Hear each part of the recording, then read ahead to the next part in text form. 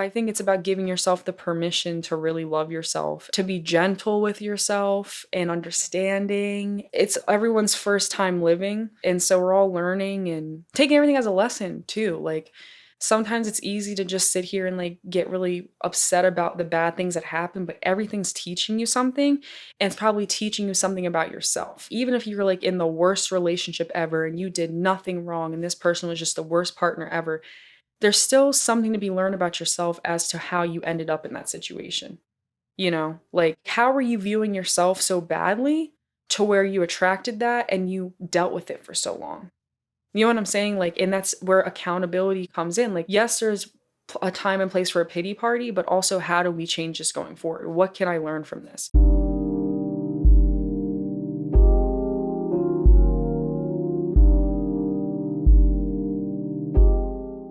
Hi, everyone, and welcome to the Sam Dever Podcast, episode 112. In this episode, I speak with actress, writer, and director Alexis Jacquelyn Smith. This was a phenomenal conversation. Alexis brought so much amazing energy to the podcast tonight, and I can't wait for you to check it out. To watch this podcast, be sure to subscribe to our YouTube channel at youtube.com/@thesamdeverpodcast. To listen to this podcast, be sure to follow us on Spotify and Apple Podcasts. Here's my conversation with Alexis. Well, Alexis Jacquelyn Smith, welcome to the Sam Dever Podcast. Thank you for having me. Yes, no, I'm really excited for this one. This is one, and it's one of those, you're a person I know, but I don't really know. Yeah. In a good way. You Yeah. know, I've definitely seen a lot of your work. Was diving in to the That Girl podcast earlier today. Awesome. And yesterday. So I'm excited to tune into all of that. How are you doing? How are you feeling? I'm feeling good. I'm well rested for once, so that's great. Yeah. Yeah. You actually got some sleep. Yeah, I didn't sleep too much, and then I took I was going to take a little tiny nap, and that tiny nap turned into a big nap, so I'm like, I'm ready. You know? How big's a big nap? I think it was like 3 hours. 3 hours? Yeah, something Wow. like that, yeah. I wish I could nap like that. Those Yeah. power naps seem to work for me, those 15, 20-minute ones. That's what it was supposed to be, and then I just like woke up, and I was like, where am I? And I was like, oh, it's been hours. Maybe it wasn't 3 hours. Maybe it was like 2, but it felt good. So you're ready to go. Yeah. Well, no, the last time I saw you was at the Playhouse West Film Festival. Yeah. Congratulations. Thank you. Because you won Best Actress, correct? Mm-hmm. And your film, Edge of 23, Yeah. won as well? Yes. Spectacular film. Thank you. Thank you so much. I really appreciate that. Are you guys still running the film circuit with that? We are. We're still waiting to hear back from a couple. And then after the Playhouse Film Festival, we made it into the Silicon Beach Festival. Oh, nice. So I was at the Chinese Theater in Hollywood. That was really cool to experience for sure. Was that your first time down there and doing that whole thing? Yes. I kind of personally stay away from Hollywood a little bit. It's kind of scary sometimes, but I like going there when I have to like do a film premiere or something or a film screening, I mean. So I've been really liking festivals, like going to them and like seeing people. And it's kind of interesting. I was talking to Adrienne about this, but like when you like write, direct, and you act in it, like people recognize you because you're like on the screen.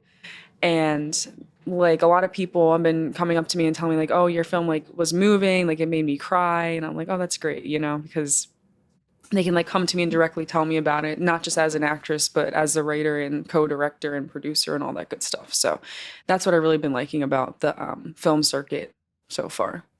Okay, really cool. And I guess let's dive right into that then. Yeah. So for people who don't know or haven't seen it, what is the Edge of 23 film?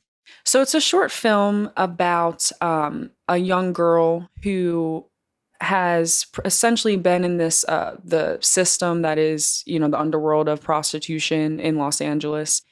And essentially it's her battle of kind of not aging out of that system, but experiencing somebody else younger coming into the scene, and sort of like this feeling of being replaced, but also being the change, if that makes sense. In the sense that, you know, you go through this, Olive, the character, or Peachy in the short film, she goes through this internal battle of, does she step in? Does she escape from it? Does she help this young girl get out of it? How does she reconcile with the fact that it's kind of the same cycle? We really wanted to focus on that. Like, a lot of prostitution is a cycle. It starts, with a lot of grooming.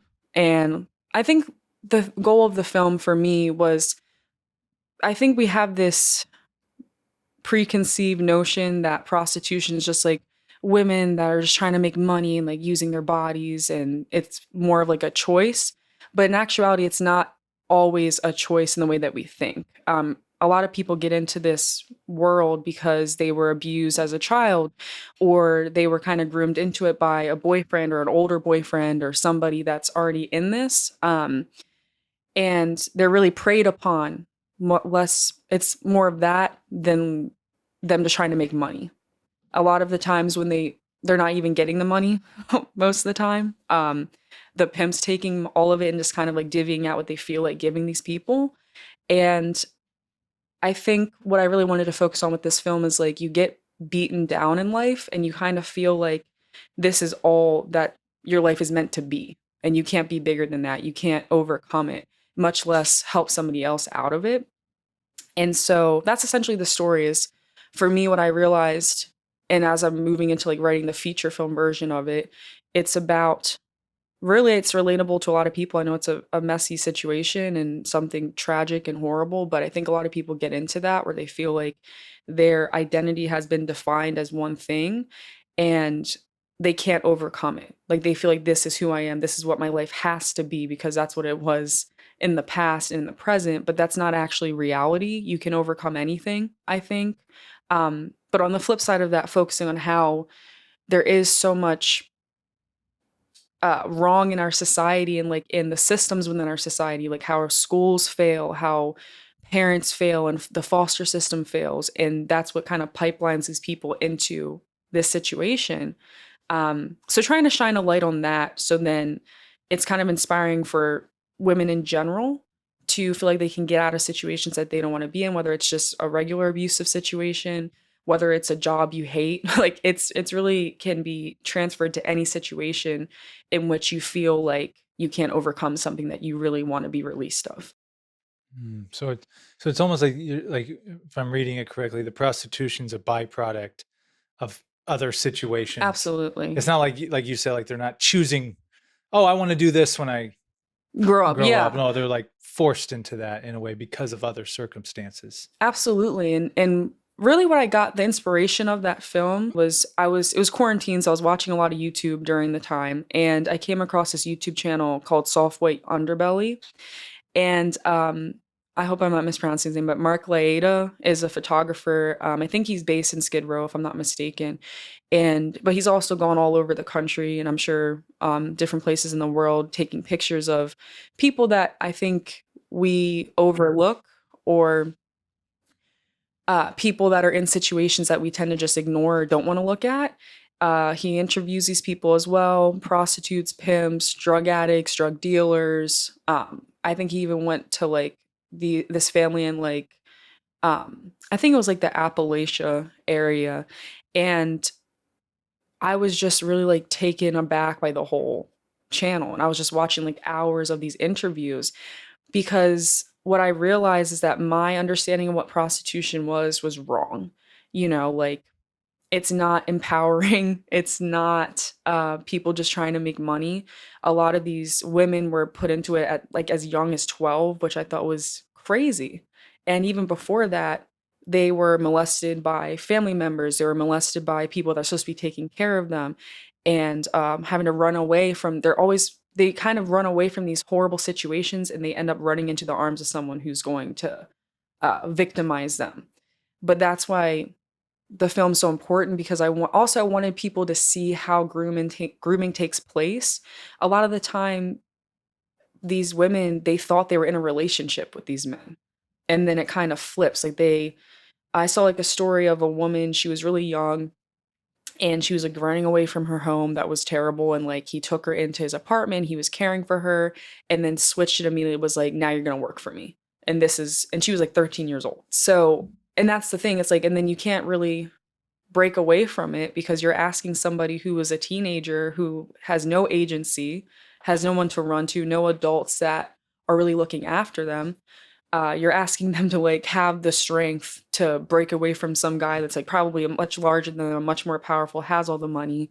Um, and I think that's what it is, and that's what I wanted to focus on with the feature is that in the society, we really do let people get lost at the wayside and fall behind, especially children.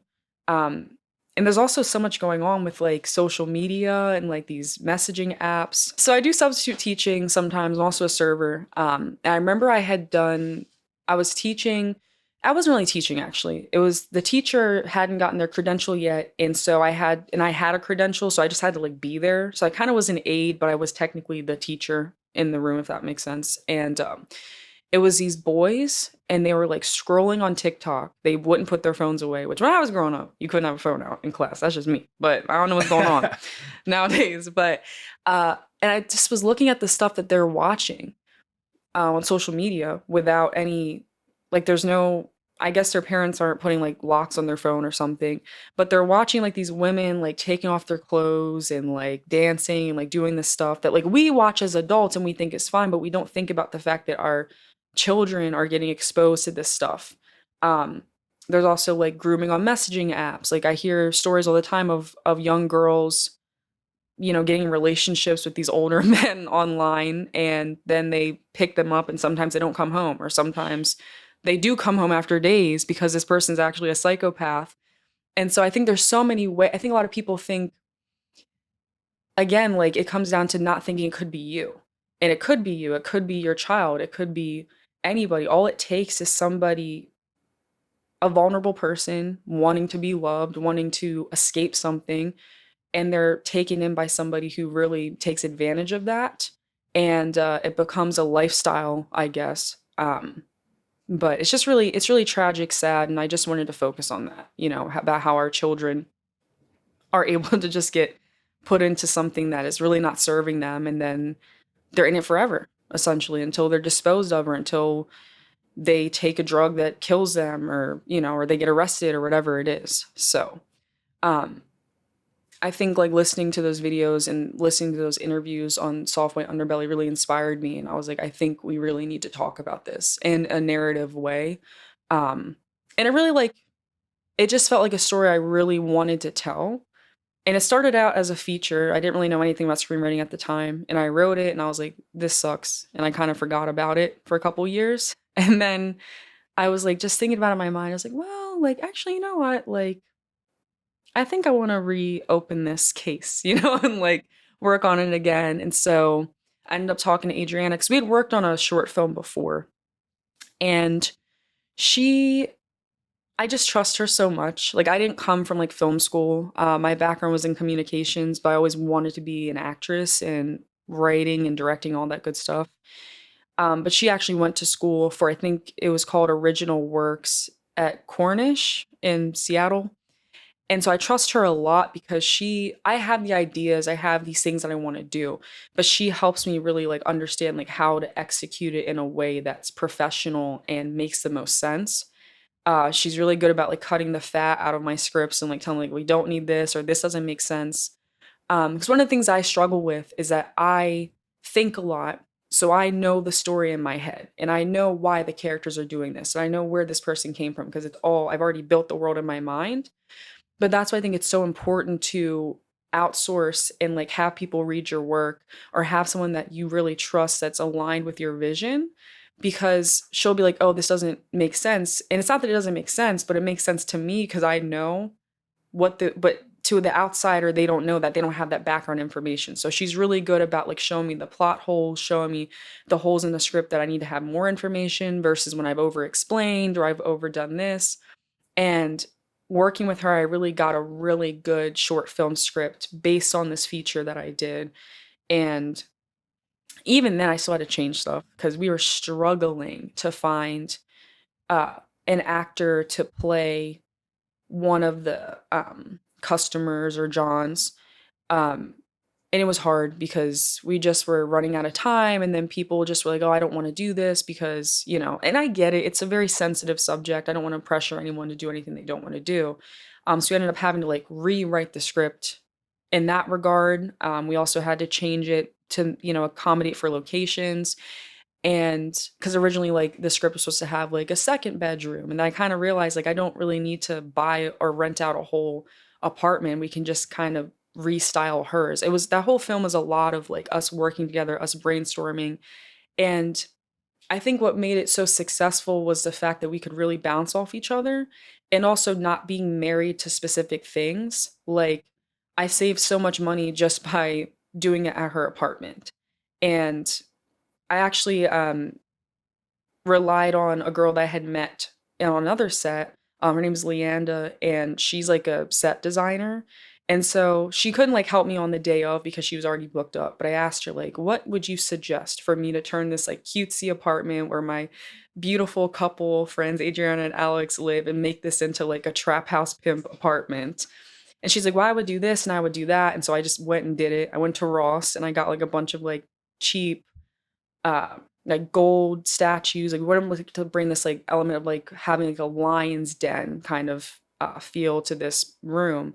And so I went there and we kind of just tore up her house and like made it into this like really manly, like dark place. And you look at the pictures like of what it was and what we made it, like it's like night and day. And so, yeah, it's just really like relying on your resources, thinking about who have I met in the past that can help me. Um, and then again, just having that person that aligns with your vision is so important. I don't really like working on my own, to be honest. Like, I do because one thing people will say about me is I get things done. That's just how I am. But at the same time, I think collaboration is so important. Having a second set of eyes, if they get what you're trying to say, is one of the most important things because, especially with film, it doesn't really matter if you're the only person that likes it, if that makes sense. You have to kind of like let go of your ego in a certain way. Like, of course, if there's things that you really think are super important, keep those. But definitely listen to other people, have like a more open mind, because then you're kind of just making something for you. And what I think is the most important thing about film is that it speaks to other people and people understand it and people get your message. And not just because it's a way that you want it to be, but because you did listen to others and you kind of create something that's more digestible for everybody versus like just focusing on being like the mastermind behind this thing. Like, I'll never sit here and be like, "Oh, it was all my idea and like it was all me." Like, I wrote it, I had a lot to do with it, but at the same time, so many people brought so many things to the role. Like Michael Lopez, who played Lewis the pimp. That whole like lollipop thing that he did, that was not my idea. Like, I had him audition for it, and he brought the lollipop to the audition. And I was like, "Adriana, we got to put this in the script because it's so creepy and weird." And I also thought it was so interesting because it was kind of this like vulnerability thing to me that I thought was a really awesome choice. That, you have this guy who's like super strong, super scary and domineering, but he's like sucking on a lollipop, still demonstrating this control, but also there's this like sexuality to it, if that makes sense, or sensuality to it that makes him a little bit more alluring. It makes the audience understand like why they would be interested in this dude. That wasn't my idea. Like, that was him bringing it to the audition. And so that's what I'm saying. Like, I could sit there and like not include that, even though I think it's a good idea because it didn't come from my brain.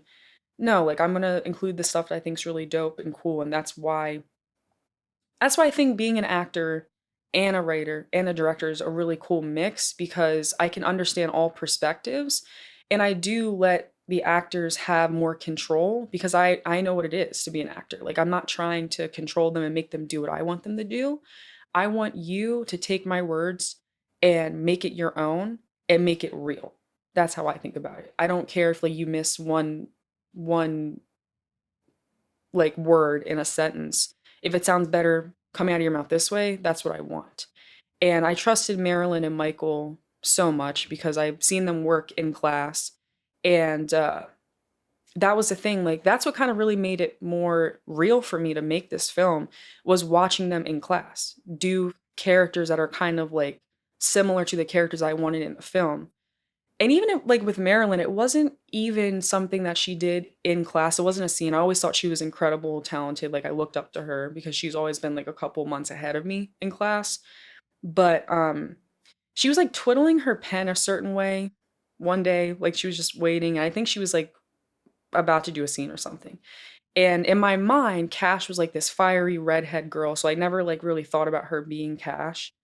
Um, but I saw her doing that and I thought about all the work that she did and something about it just made me think of Cash. I was like, oh, like let me just buy a red wig off of Amazon and just put it on her head and then she'll be Cash. And I did and it was perfect. And so again, it's like it's about like just witnessing your environment and seeing what someone can bring to your piece.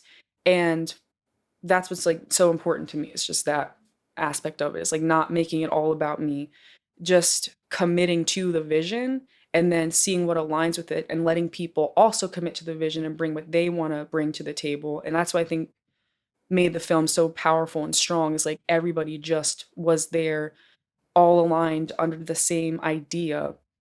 And that's what's most important to me is having people on my team that don't have an ego, that are committed, that are interesting, and they're all incredible personalities that we can all come together and make something beautiful.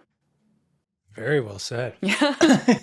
No, and just that skill you have alone to be able to take your idea, but then be able to let go. Yeah. And that's hard to do. It is. That can be hard to do. Mm-hmm. So but look what you got when you did that. I mean, that's incredible. And yeah, the whole entire cast was incredible. Michael, Marilyn, you, everybody. Yeah.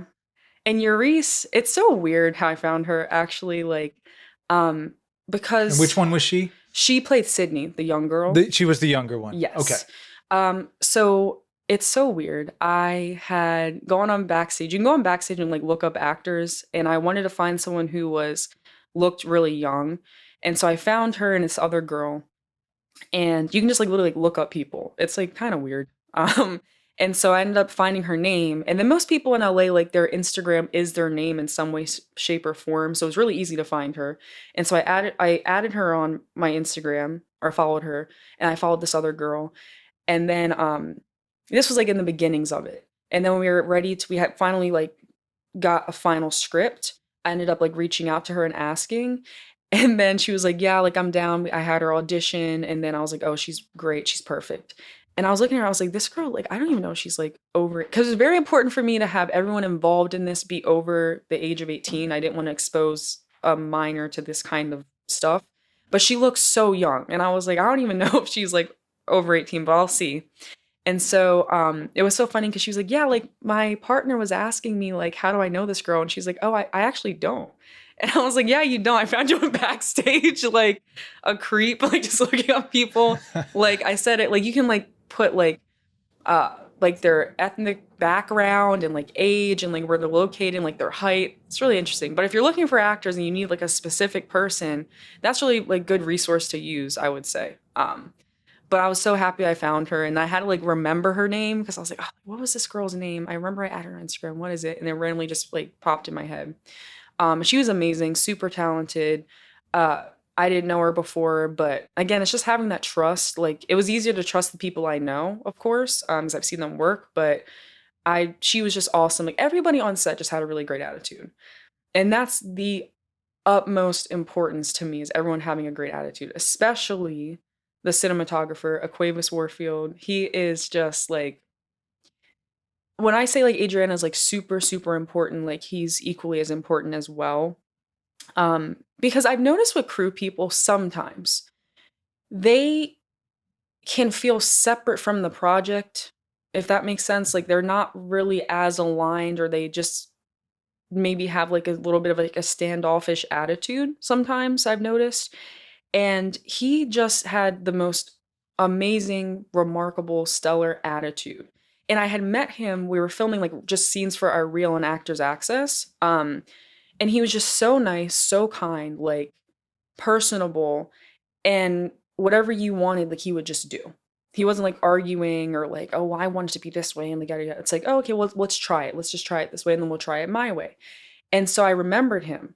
And My Adriana had known somebody who was, I think they were going to do it for free. And I was like, I would honestly rather just pay somebody that I think is not even just about his talent, just his energy alone. I was like, I'd much rather have that on set than someone who's a little bit like elusive or like kind of like wishy washy. And so I was just really like pressing for him. And so we ended up like interviewing him just to see like if he'd even want to do the project or like what he thought. And like honestly, like he took everything from my mind. Because when I make a film, I can see everything like in my head, but it's kind of hard to like explain it to people. And he took, I'm telling you, like every single thing I thought, he did. And then there's another thing I thought was so interesting was like I imagine this particular scene. It's the scene where like Peachy and Lewis, she comes out of that the flashback and she's like kind of just processing everything like what she's going to do, and he like chases her into like the living room. And I originally wanted the scene to be on a certain wall because we had like a picture of like a lion. I was like, I want this picture. He's like, no, I think we should flip it the other way. And I was like, fine, we'll see. You know, like, well, let's see how it works. And it was like so much more texture, so much better. Like everything was just great. And I was like, that's why I have you here, Aquarius, because and like we were saying, like you have to let go. You have to let the person do that's the expert in cinematography do what he's going to do. And but at the same time, like he very much was about like aligning with our vision. And Adriana will tell you like she's not the best with like explaining that kind of stuff, like what she wants visually. She knows what it should look like and she knows uh what it should be, but it's kind of hard, especially when you don't know the same we don't really speak the same language as cinematographers. You know what I'm saying? Like it's like I don't really know what focal length and all that stuff means, but I know like what I want the vibe to be. I'm telling you, every single time he just like nailed it. He's like, "Oh, you mean like this?" And like he'll do it, and we're like, "Yeah, exactly." Because we're like, "Can we like spin around?" And then like the camera goes up and then down, and he's like, "Oh, you mean like this?" And I'm like, "Ugh, like how do you understand?" Like he understood us, and that's what I think is so important. Is like all of us just trusting each other, and we really all worked together like leading up to the film. He gave us this like folder with like I don't know how many it was. I want to say it was 1,000, but maybe it was less than that. Still like film stills. And he was like, just pick the things that like the colors or like whatever like you're trying to do, like give me those, and then I'll be able to like have more of like a visual understanding. And that was so helpful because again, like we don't speak the same film language, but if we can kind of like have something visual to explain to him like this is what we're going for, something like this, but still our own. It's just it like bridges the gap a little bit more. And that was all from him. And so I just like every so often I'll just text him and I'll be like, "Hey, like you're amazing. Like you really like made this what it is." You know, like he's just incredible, and Adriana says the same thing. We just speak so highly of him because he just comes there he didn't complain at all. That was the other thing. Like he didn't complain. Very cool-headed, calm, like probably the most calm person in that environment. And he didn't have to be, you know, like some people I think they realize they don't have to. I feel like film's kind of like restaurants. I don't know if you ever worked in a restaurant, but in restaurants, like it really has like an eclectic group of people, and they realize that you don't have to behave the same as you have to in a corporate environment because there's not like an HR really. And if there is, like it's just not the same. I kind of find like there's a parallel with that in film where you can choose to be easy to work with, or you can choose to be a nightmare. And he really does just choose to be a really great energy to be around. And he's also equally as talented. And that's what's important to me is like talent, but also your attitude, your energy, what you bring to the set. I'd much rather have someone that's a little less talented, honestly, and we can work on it, that has a good attitude, that wants to be there, than somebody who's like incredibly talented, was like, you know, or is arguing with me, fighting with me on things. And that's what I've kind of learned. And a lot of people say like I'm really great to work with as an actress because I know when I'm in actor mode, I'm here to serve the vision of the director. I'm not here to make it what I want it to be because that's their baby. They know what it's supposed to be. Like I have to trust them. And so that's the beauty I think of doing everything, is that you kind of can understand everyone's perspective. And I think a lot of times as actors we can get like a little mean or like jaded with like having to deal with like directors, producers, casting directors, whatever. But it's everyone's trying the best they can. Everyone's trying to serve this vision. And I think the biggest problem you can get into is when you feel like you're the smartest, most talented person in the room. And when you think that, then that energy just shows, and then it's just not a good look. It's not good to feel like this should be this way. And it's like you don't even know the story. You know what I mean? So that's kind of where I've like gotten to, is just again like really loving collaboration, loving the collaborative energy of filmmaking and relying on people, trusting people. And it was hard too because I've been making films for a long time, just on my own, starting with my iPhone. Then I kind of got a camera and I was like doing the cinematography myself, learning stuff on YouTube. I didn't really know much. And so letting that go was kind of tough. But also, when you really align with great people, you come out with like such a better product than when you just are, whenever it's like you come up with a better product than what you would have thought it would be just based on your own vision. So I just loved it. I loved the whole process. I really enjoyed everybody on set. Like I had a good time. And that was a big thing for me, is to make sure everyone was happy and felt like there was a reason to be there. And that's the thing about me, like I get it done. Like you will get your footage. Like, because I understand to be like, as an actor, to be waiting around for footage and you filmed this thing like 6 months ago and people are dragging their feet. I don't want to do that. Like you showed up for me, you believed in my film, you believed in me, like I want to repay you as much as I can. And so that's the thing, like it's just understanding what everybody wants, understanding what everyone's trying to get out of it, and kind of creating this really great like self-serving environment, but also serving others. So that's what's important to me. You know, actors want that demo reel footage. They do. They do. They absolutely do. I can't, and I get it because I want mine, you know? So I would like every time like I had it, because I kept, I was also the editor of the film. So I kept like thinking of things. Oh, you edited it too? Yeah. Oh, wow. I didn't know that. Yeah, I do a lot. Yeah, I was going to say, geez. Yeah, I do. I do a lot. That's why you don't like sleep, huh? No, yeah, because I'm always doing something. We were talking about that before we started recording, yeah. I love editing, though. I was talking to my friend, like, she was like, I hate editing. I love editing. Like, it's tedious, but I love putting it together. I love building it. And so, yeah, like, every time I had a new cut, I sent it to them. Because I'm like, you know, maybe this is different. Maybe this is better. I don't know. But even, like, because I know, like, it's, you need these things. And that was my whole selling point with working with them. I was like, I have a really good cinematographer. Like, it's a really good script. Like, just do me a solid. I'll give you really good food. Like, we had Chipotle, everything. Like, let me tell you something. I even forgot Aquavis's Chipotle order. I took everyone's order in that room. I don't know how I missed, because he's so quiet and so nice. Like, I missed him somehow. And he was so nice about it. I felt so horrible. I was like, take mine, take mine. He's like, no, like, I'm picky. And I was like, I was like, I can't believe I did that. Like that was my biggest flub, was doing that. But was he working by himself? Like, did he have a lighting guy, or did he work by himself? He does when I worked with him, he did it all by himself too. Yeah. And I was really impressed with him. You worked with Aquavis? Yeah. Did you? Yeah. On what? My friend Valerie, she's a long time ago, Playhouse West, back like when I started. She came back, and it was like the first thing I did this year. I just got back in town from the holidays. She's like, hey, I'm filming something at my apartment. Can you like help me out with sound? I'm like, yeah. And then I met him, and he was like one man banding the whole thing. He is. And he's a sweetheart. Yeah. I liked him a lot. He's a one man band, and I love that. Like, I don't know how he did it. Like, I don't know. He has this like Charger, I think. Yeah, it's like a Dodge Charger, and it's packed to the brim with gear. Yes, it's hilarious. He has everything you could possibly need. Is he Playhouse, or is he? No. He's just awesome. He's smart. He's smart as a filmmaker. He's got in with a bunch of actors. That's exactly what he should be doing. Makes sense, right? Yeah. And he just has the best personality ever. Yeah, very easygoing. Very. I'm not nice. making it up. Yeah, he's great. He didn't pay me to say this. Eric just totally co-signed it right there. Yeah. Or he's paying both of us.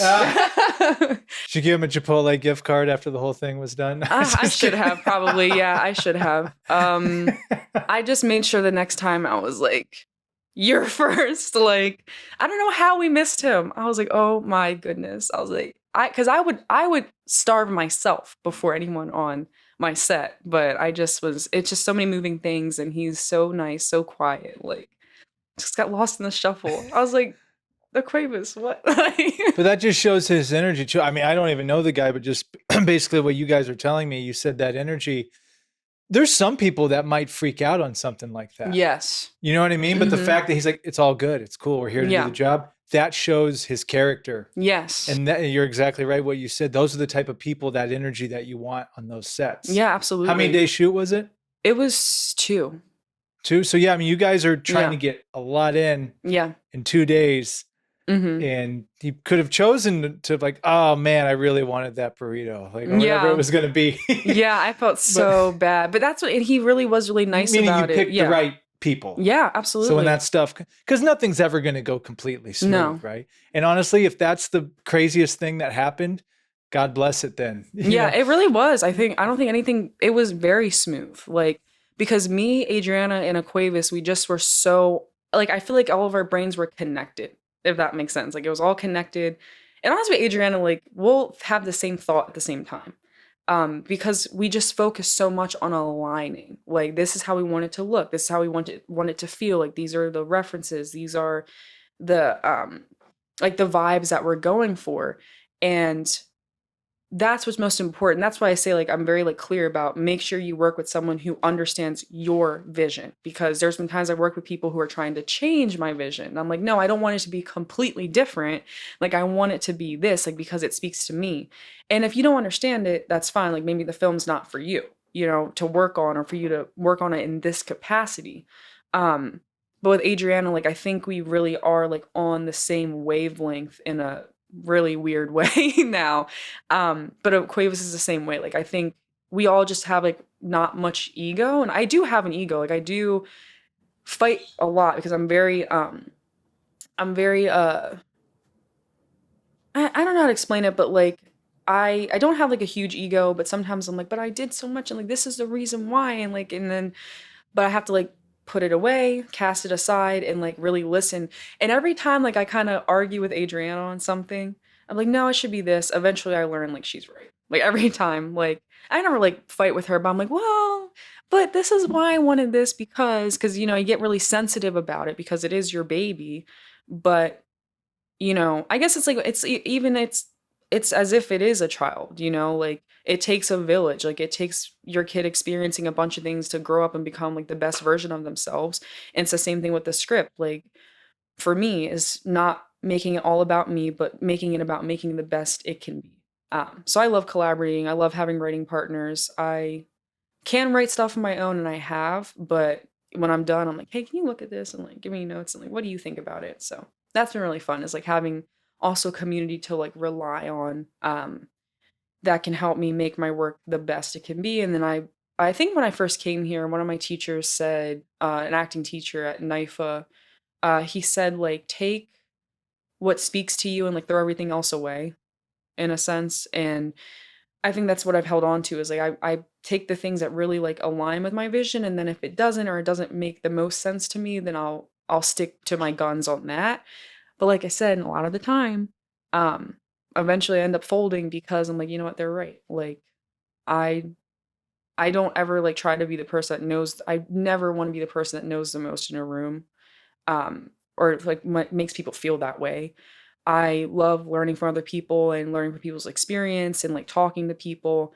That's, like, really important to me, especially, like, out here in LA. Like, there's so many people that are in your classes, that are in your community, that you can talk to, that you can learn from, that'll point you in the right direction. And I think a lot of people, this is my biggest thing about networking in LA too, is I've noticed that some people, when they network, it's all about talking about how great they are. You know what I'm saying? And it's about, like, showcasing, like, I'm the best person in the room, or I'm the smartest, or, like, this is what I'm doing. It's like, no, I don't want to talk about me so much. Like, this is what I can do. These are my skills. But I want to know what other people can do. And that's what's important. It's not about, like, people feeding your ego and telling you that you're a great actor, great at this. Like, how can we collaborate? How can we build something together? That's what's important to me. But I've noticed sometimes, like, I don't know if you ever felt like this, but, like, you're on a set and people are like, well, I did this and I did that. And it's like, okay, great. Like, that's awesome. But there's someone in front of you that has also done amazing things, maybe more, even something even more interesting, and you're not even acknowledging it because you're so busy trying to show them that you're better than them in some weird way. Um, so that's interesting. It's navigating that aspect of LA too.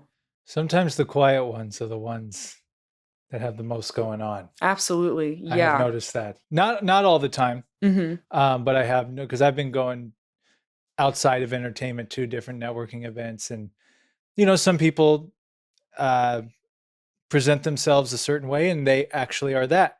Some people present themselves a certain way, and then you go do some research. I'm like, I don't know. Yeah. Not neither good nor bad, but one thing I was going to say is, like, I don't know if people understand that we have the internet now. Yeah. Yeah. Absolutely. I go to people's websites. Yeah. I go to the links that you don't think that people are going to click on. I go click on those. Yeah. And they probably do it to me too. And Yeah. as everyone should. That's why we have it. So no, I can understand what you're saying. Yeah. With that. Absolutely. It's been interesting because I grew up like not super small town, but very small town. And you set it up. I was going to say, we need the backstory. What? Yeah. Oh, backstory. Okay. What brought Alexis to Los Angeles? I have always been into like film in any capacity. I literally had a tiny pink Barbie camcorder, and I would just record myself talking into it. I think I was like 4 or 5. I don't know where those tapes went. My mom probably was like, whatever. But I remember having this little tiny Barbie camcorder, and then I just loved recording stuff. Like I liked making like skits on YouTube. That was something I really enjoyed when I was like in middle school. And I did the mass communications program at Parkville Middle School, and we got to like do like short films or like our little silly versions of like commercials, and like we even had like a set. It was called PTV. It was like a news set, and I was really in my mind. I was like, I wanted to be like a photojournalist. Like I wanted to do that, and I was like, oh, I don't like danger that much. So I was like, okay, maybe not. Maybe we'll do something else. But that's what it became, is like this battle of me pursuing a creative endeavor or pursuing a more like journalism route. Because I like both. Like I used to be very much into like politics and like all that kind of stuff. And then, but I also just felt like it wasn't serving me creatively. And so I remember I ended up getting into the interactive media production program at Eastern Tech in Baltimore, Maryland. And we were also doing like Photoshop, and we were making films, making music videos.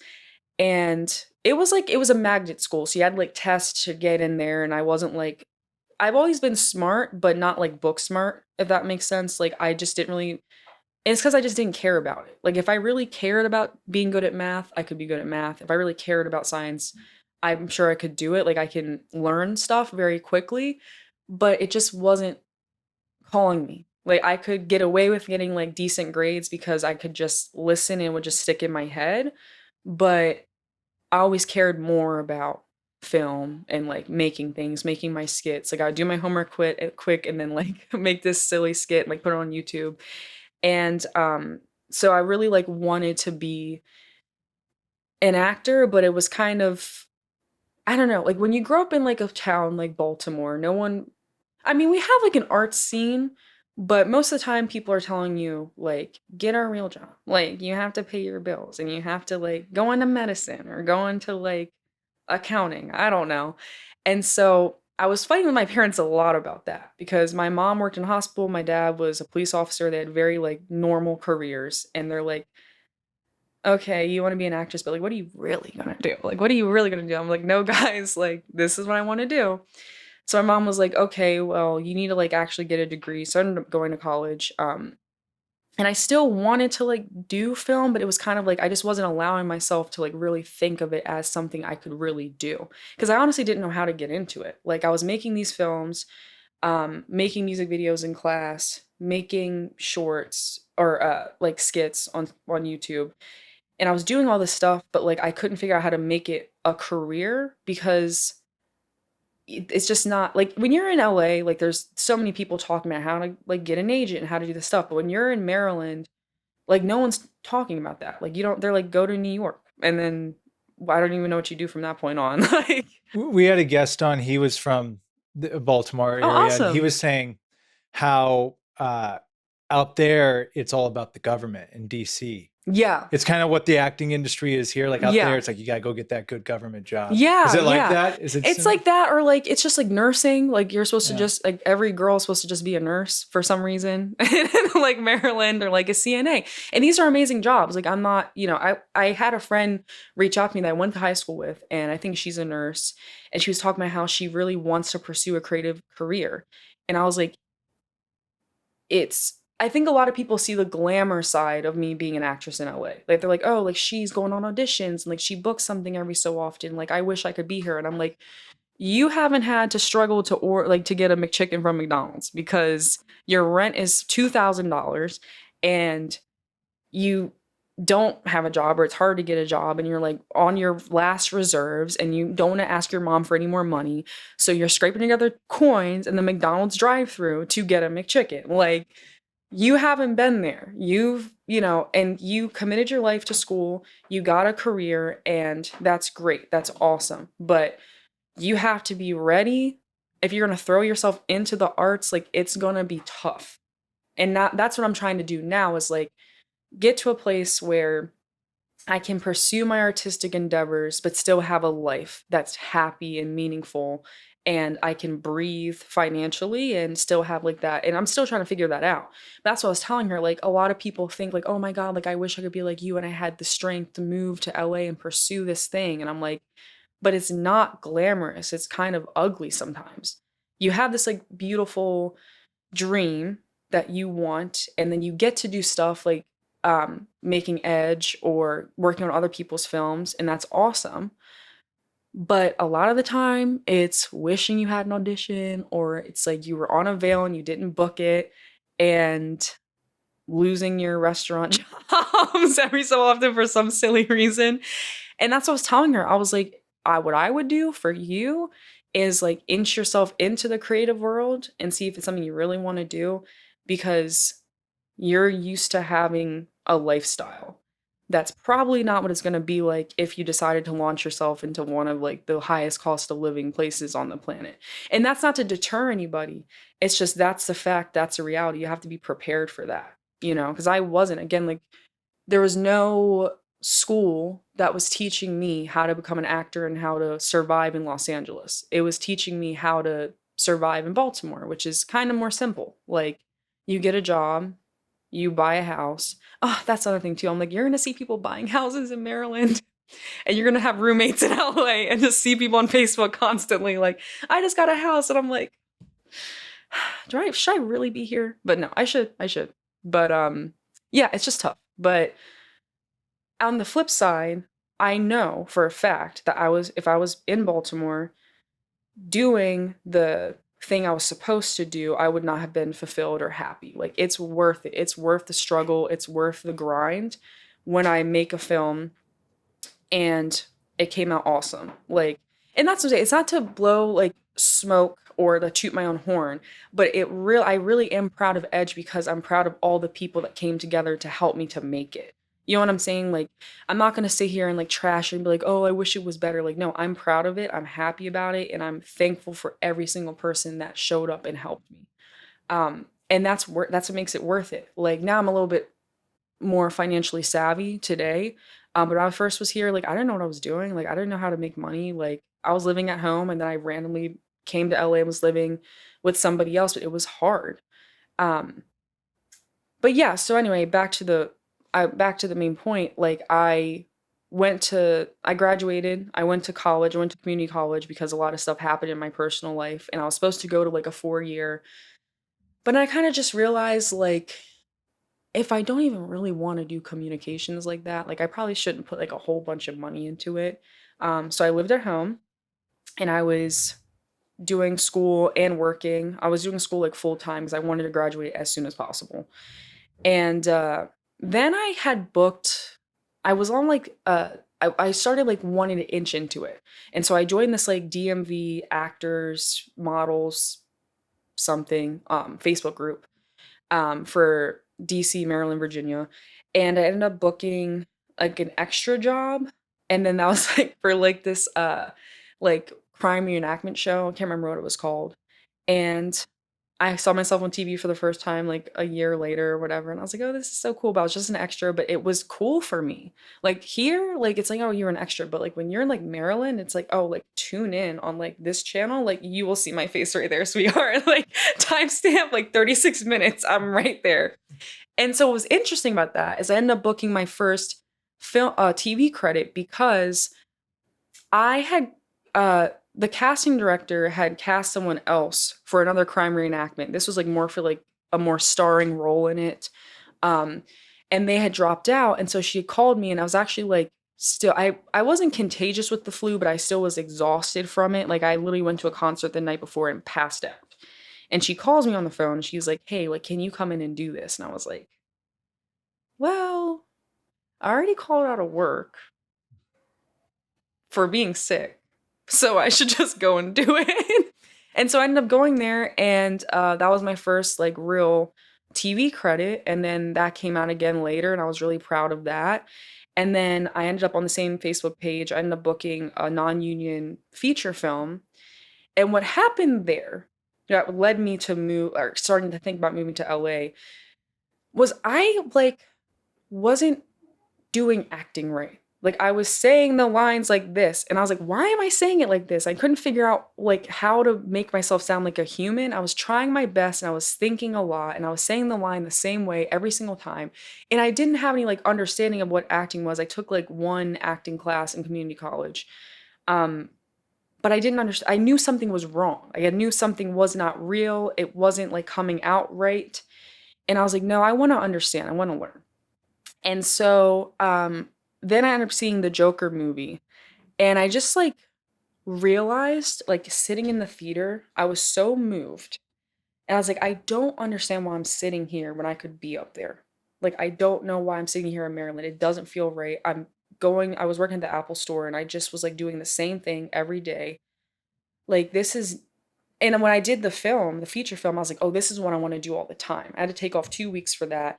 And I was like, this is what I want to do all the time. And coming back into that life made me, like the normal life, made me realize like I don't want to do this. Like, I don't want to do this. I don't want to have a normal job. That's not how I want to live my life. I want to be up there. I want to make this. That's what I want to do.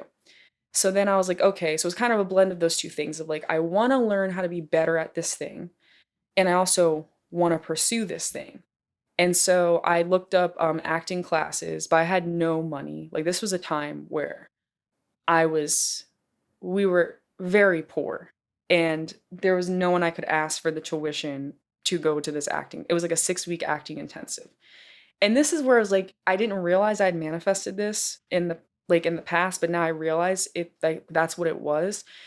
Because I talked to my mom about it and she felt so bad, but she just did not have 2,000 some dollars to give me. She's like, I don't have that. Like, and there's no way for me to make it up because I was just like, I didn't even have enough time to save. Like I would have to push it away or delay it. And so I just felt really bad about it because I wanted to go so bad and like I had to have the money by like October 1st or something. And I'm telling you, and like it kind of gives me chills right now when I think about it. My credit line increased 2,000 some dollars like the day before. And I was like, that's a sign that I'm supposed to go. Because my credit line's never increased $2,000 like since that, but it literally increased. I didn't ask for it. It just did it.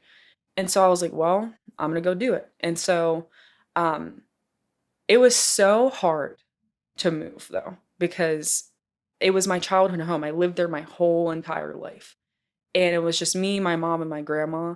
And I felt so bad because like I was leaving my mom and my grandma. Like I just was like, because I helped her a lot with it.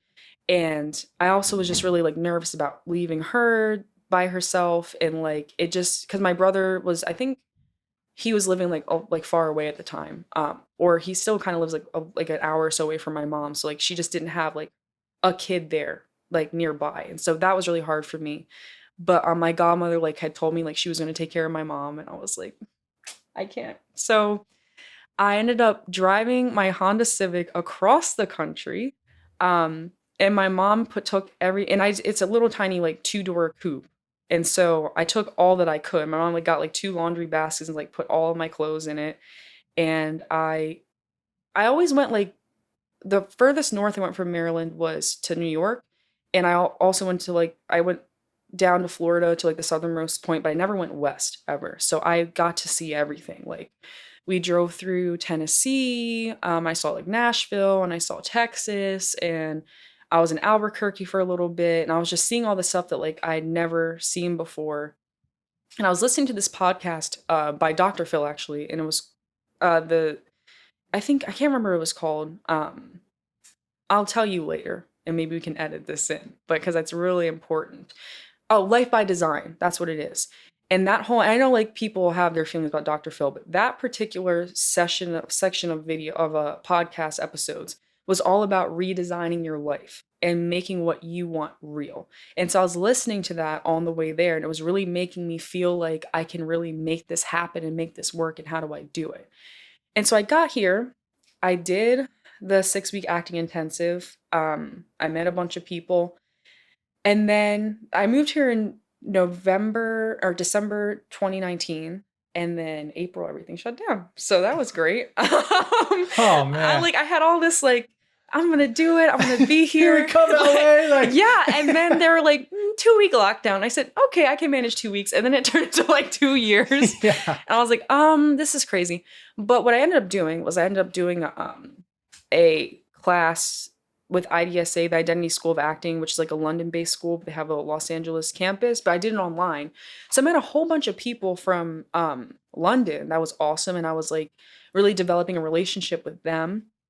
And I met one of my other co-writers for a pilot that I wrote named Fran, and she's just awesome, super smart, again, super talented. This is the thing for me, is a lot of people can tend to get jealous and take someone being better than them as like a slight against them, versus I'm motivated by people that are better than me.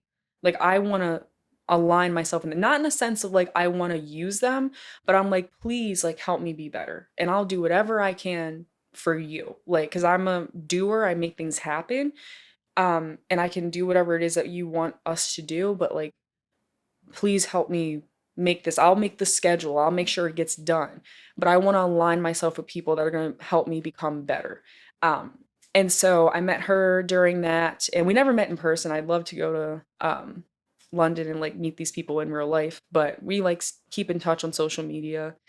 And then I wanted to go to Playhouse though, but then the pandemic happened and it closed. And then I think it was January 2021 potentially. Yeah, I think that makes sense. That's when like I ended up going to Playhouse, and I didn't audit because I didn't know you're supposed to. I just showed up and I was like, I paid the tuition. Like, I'm here and like, did you audit? And I was like, no. And they're like, oh, I don't know. Don't do that. But it was so cool because, again, even at IDSA, I learned a lot of great things. Like, it's a great school, but I still didn't understand the foundations of acting. Like, I didn't understand, like, I still felt myself like thinking too much. I had a very loud voice when I was acting, and it would just be like, oh, say it this way or do it this way. And I'm like, no, like, go away. And like, it was tough. And so when I went to Playhouse and they're like, oh, we don't do any scene work for the first year, 6 months, whatever it is, I was like, oh, that's weird. But I remember doing the first exercise and it felt almost hypnotic, like doing the repetition. And I was like, I don't know what's going on, but I finally felt connected to another person. Because when I was in a scene, they're like, you have to listen to the other person. I'm like, I am listening. It's like, no, you're listening for the cue words. You're not actually listening to what they're saying. You're not taking that person in, the different inflections of how they're saying stuff, and then working off. Like, that was just not what I was doing. I was just like, well, the script says I'm upset about this, so I'm gonna play this line like I'm upset. And like, that doesn't really work. Like, scene study works for me if you have a foundation, but I didn't have a foundation. So Playhouse really taught me how to, I loved it because it was like, I didn't have to worry about lines. Like, I just got to do a door and activity and really feel things. And I guess like there was parts of me that were like broken, and there was like an anger inside of me when I was, younger, just from like life and things that happened and things not going my way. And I would try to like hide, or I try to hide like that broken side of me that's like upset or sad. And Playhouse really like let me lean into it. Like in these doors and activities, like it's like you are allowed to be emotional. You're allowed to be upset. Like, you're allowed to say whatever you want. within reason, of course. And that was really awesome. Like, I really understood now what it is to be an actor and what it is to like feel what you're saying versus before I was kind of just pretending. Like, I was really just acting like I was acting, I guess, in a weird way. And so I feel like Playhouse really transformed me as an actor. Like, if I didn't have Playhouse, I don't know what I would be doing. Like, I mean, and not to say like you have to do a specific technique or whatever, but a technique in general. I love the miser technique, but it doesn't work for people. That's fine. Um, that's what I think made me a better actor, is like understanding how, what I kind of rationalized it as is learning how to be a human in front of a camera, in front of an audience, is what acting is. Because I'll be myself and then a camera will get in front of me and I'll just, before I had like Playhouse, I start talking like this and I'm acting, I'm like angry and I'm like, that's not like, that's just weird and cringy. And like, I'd watch stuff and I'm like, why am I doing that? But I didn't know how to fix it.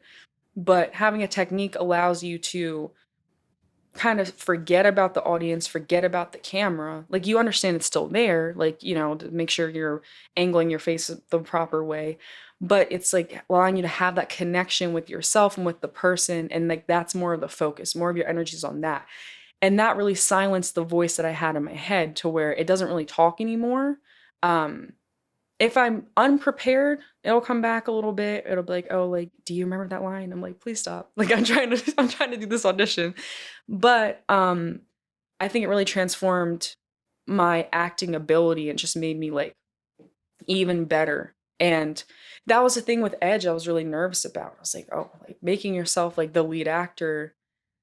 Because again, what I've noticed in life is people will make themselves the lead because they want to be the lead, even though they shouldn't be. So I was like, and not a mess, like, not, no shade. It's just like sometimes it's like you really, you know, It gets funnier the more I think. Yeah, some people make themselves the lead, even though they shouldn't be the lead. Or actors will write and they're just writing these big giant monologues so they can be the best actor. But it's not, that's not a short film to me. Like, I'm not, you know, a critic. But it's a great note, because sometimes the people that have less dialogue actually do the best job. yes. Sometimes it's not all about having massive dialogue. No. Not to derail your No, statement. and I think that's a great point to make, because that was the thing that Adriana was telling me, is like, you can do less with Edge with the words. Like, there's not even that much dialogue in Edge, really. I mean, there is, but a lot of it is the feeling. A lot of it is like what's going on like with the characters when they're quiet.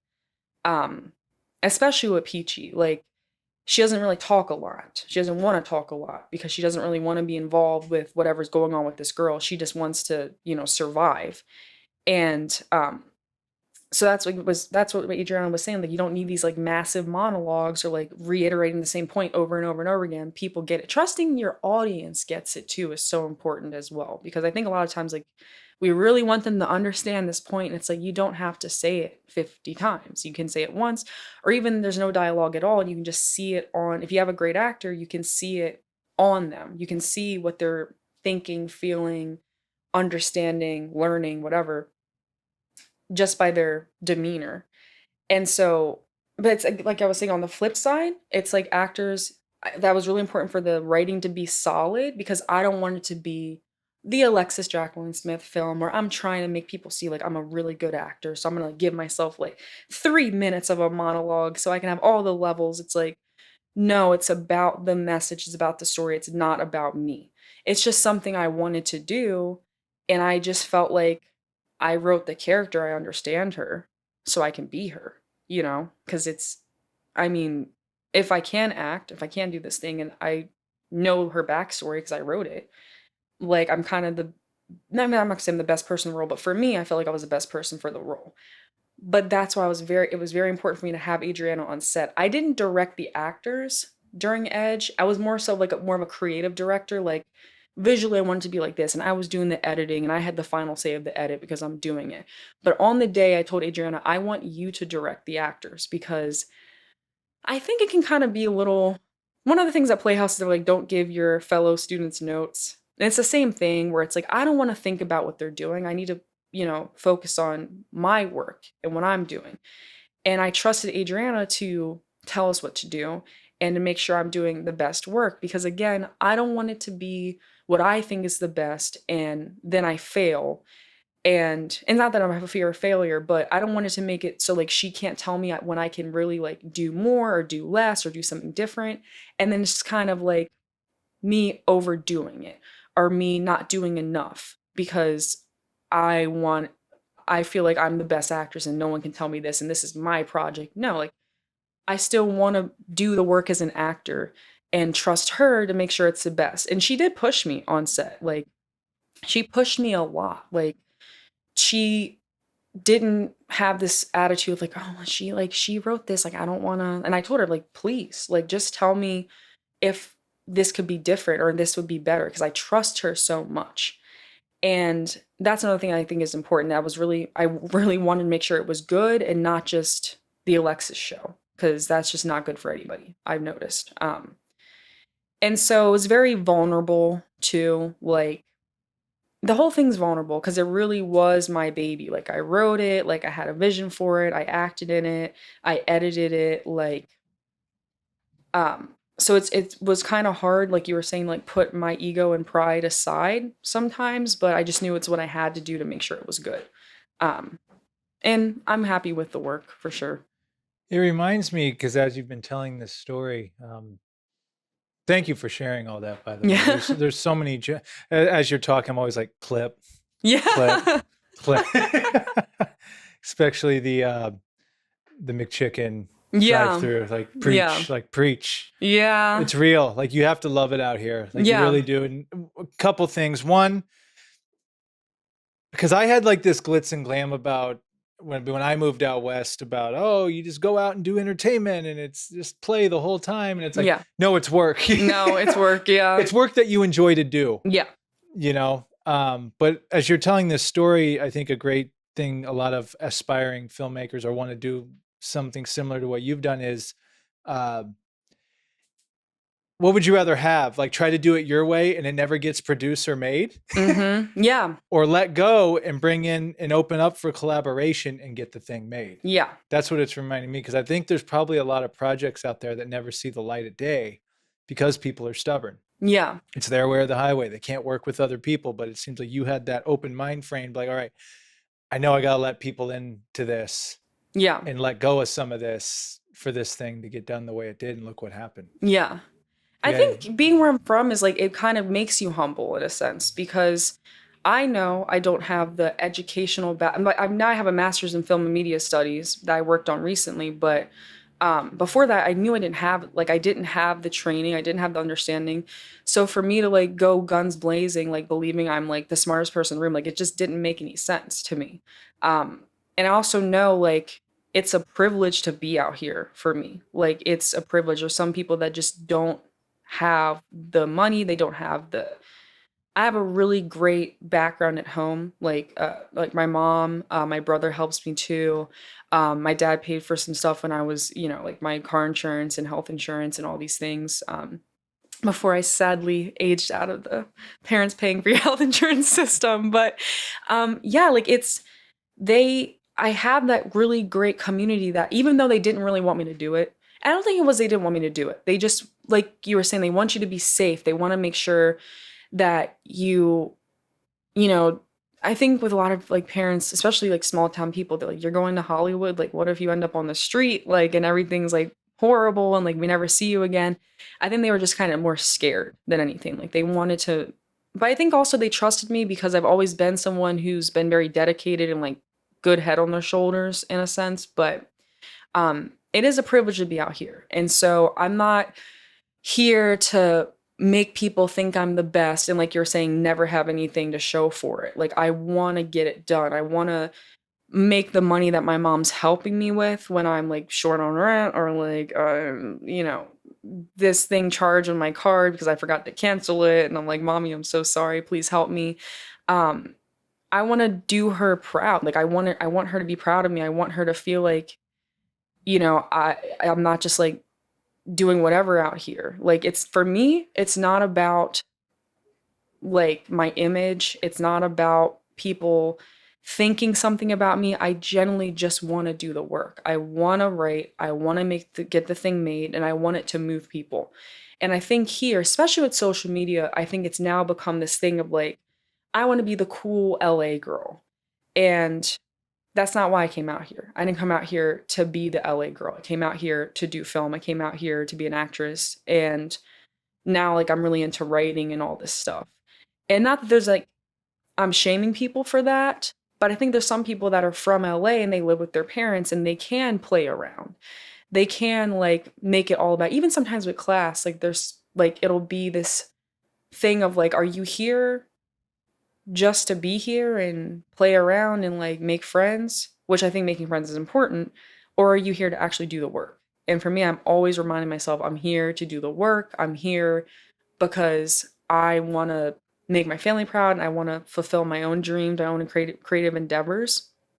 And that's kind of what I hang on to every time, because sometimes I do get sad and I do like feel like I can't do it, or I feel like it's not going to happen. But I'm like, if it can happen for other people, it can happen for you. That's why I always come back to. It's like, it's the belief that it won't happen is really a cop-out. That's the truth. It's to make you feel, if you feel like you can't, then you don't have to do the work. That's what I've noticed. It's like when I get into like a rut of like, I can't do it or it's too hard. It's like, you kind of just don't want to do the work anymore. And it's like, no, like we have to get motivated. We have to get back in the mindset that this has to get done. And one of the things I realized when I was here and I was trying stuff and it wasn't working is the most important thing to me, advice for people that feel like they're stuck, is to just keep moving in some direction. Whether it's you get new headshots, whether it's you write a scene and you film it for your Actors Access, whether it's you join a class or you switch a class or you go to a film festival, something to serve your acting career whenever you feel lost, just do something. Because it'll teach you. Like whether it's this is what I should be doing with my life, or it'll teach you maybe I need to do something else. That's like one of the biggest things for me is just keep moving, do something. Life's like quicksand. Keep moving or you'll sink. Yeah, that's a way better way to put it. I took that from a book. But Yeah. 3 Feet from Gold, a book I recently read based on Napoleon Hill, Think and Grow Rich, and which I want to dive in to. You have other content as well. Yes, yeah. I'm just checking how you feeling over there, Eric? It's a hot one. It's a hot one today. Yeah, I think my shirt's a little too thick.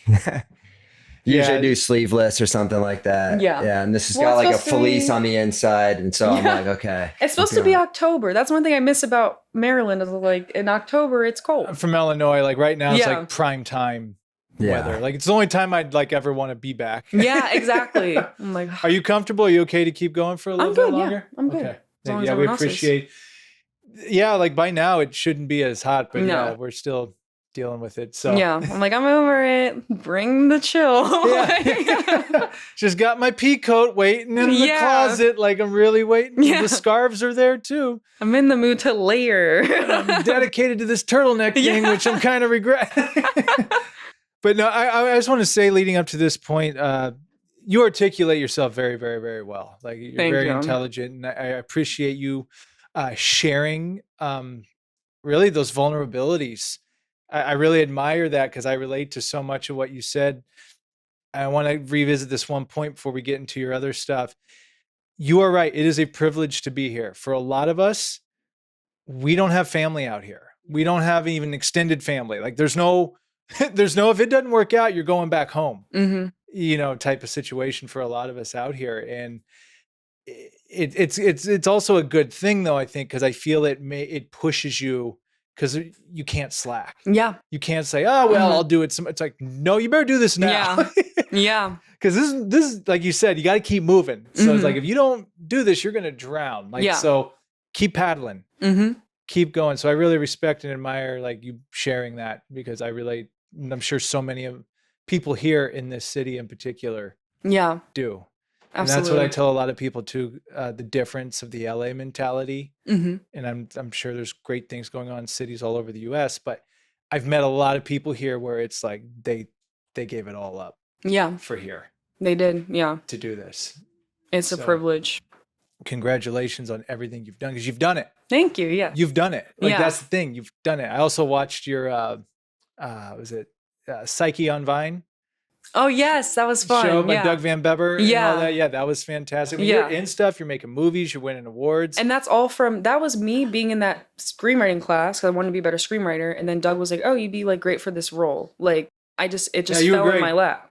Yeah. It was awesome. It was so You all fun. were, yeah. Yeah. So then, as I'm doing my Alexis homework, Yeah.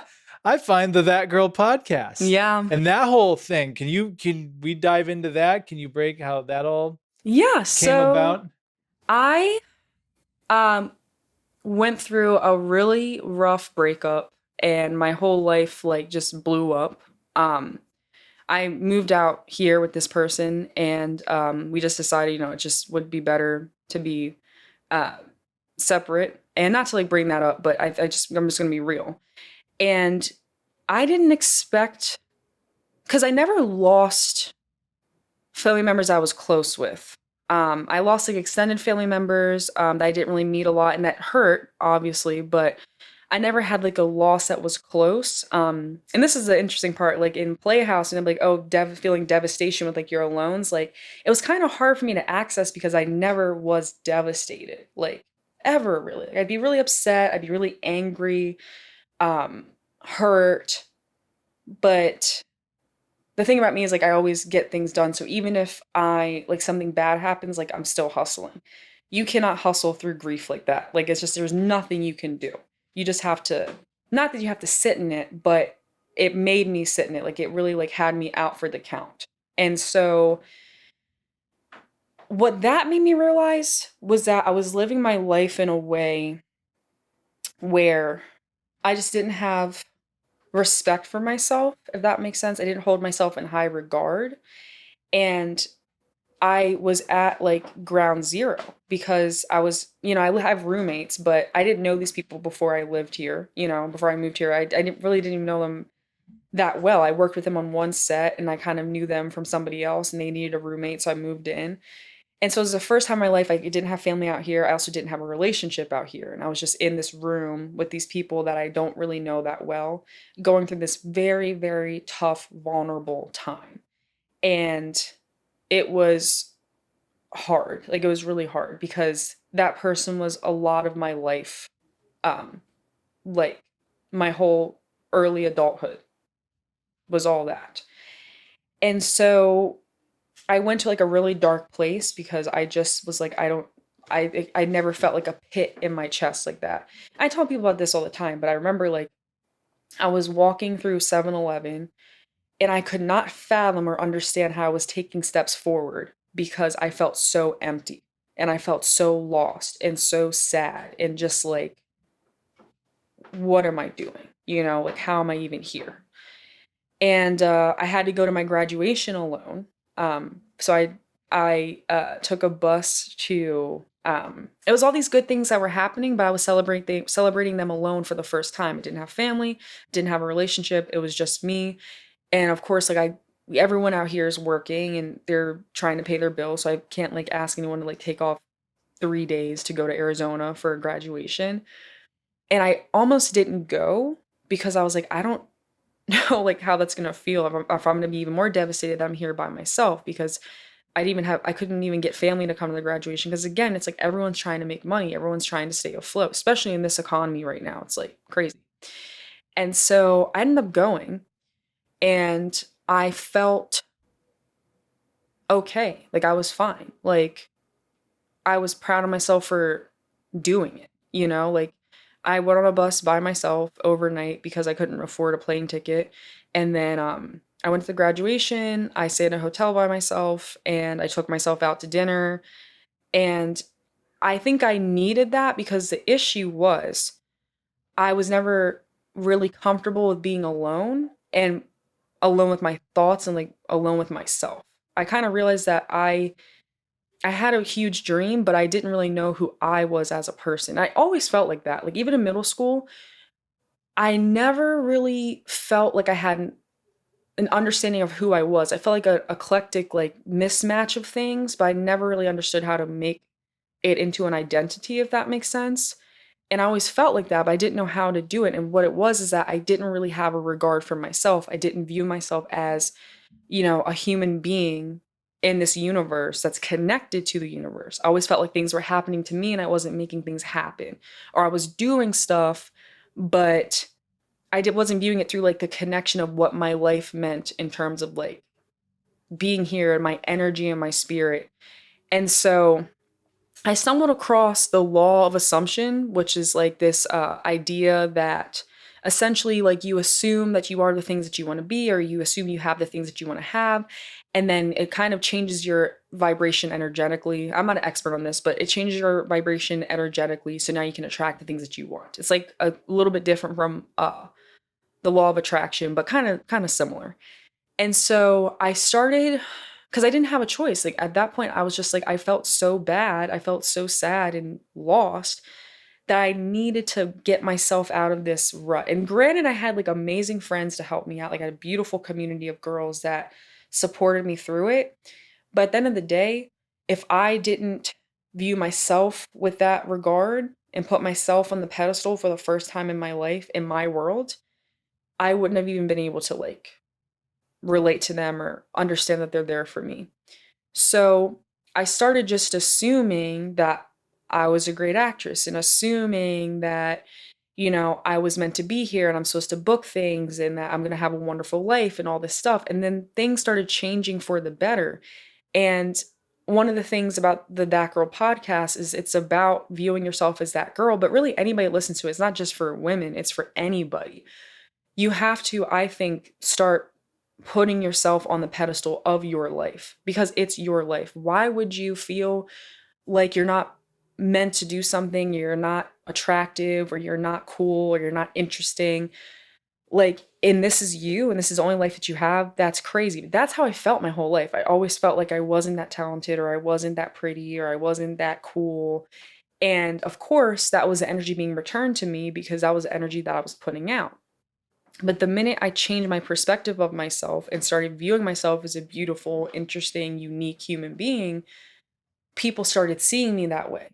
And opportunities were kind of falling into my lap. And I was like, this is the most I've booked. And granted, the industry's opening up a little bit more than when it was obviously in the pandemic, but I still think it's because I changed my energy to stop walking into auditions like, please give me a role, or like, I'm not good enough, or like biting my nails and shaking. Now I'm like, okay, like, this is what I'm bringing. You like it or you don't. Because again, it's their vision, the director's vision. And then if I don't get something, it wasn't meant for me, or it's not in alignment with what I want anyway. And I have this poster on my wall. It says everything's working in your favor, and that's just what I stick to. Is as long as I keep my intentions pure and clear, I'm gonna get where I'm gonna get.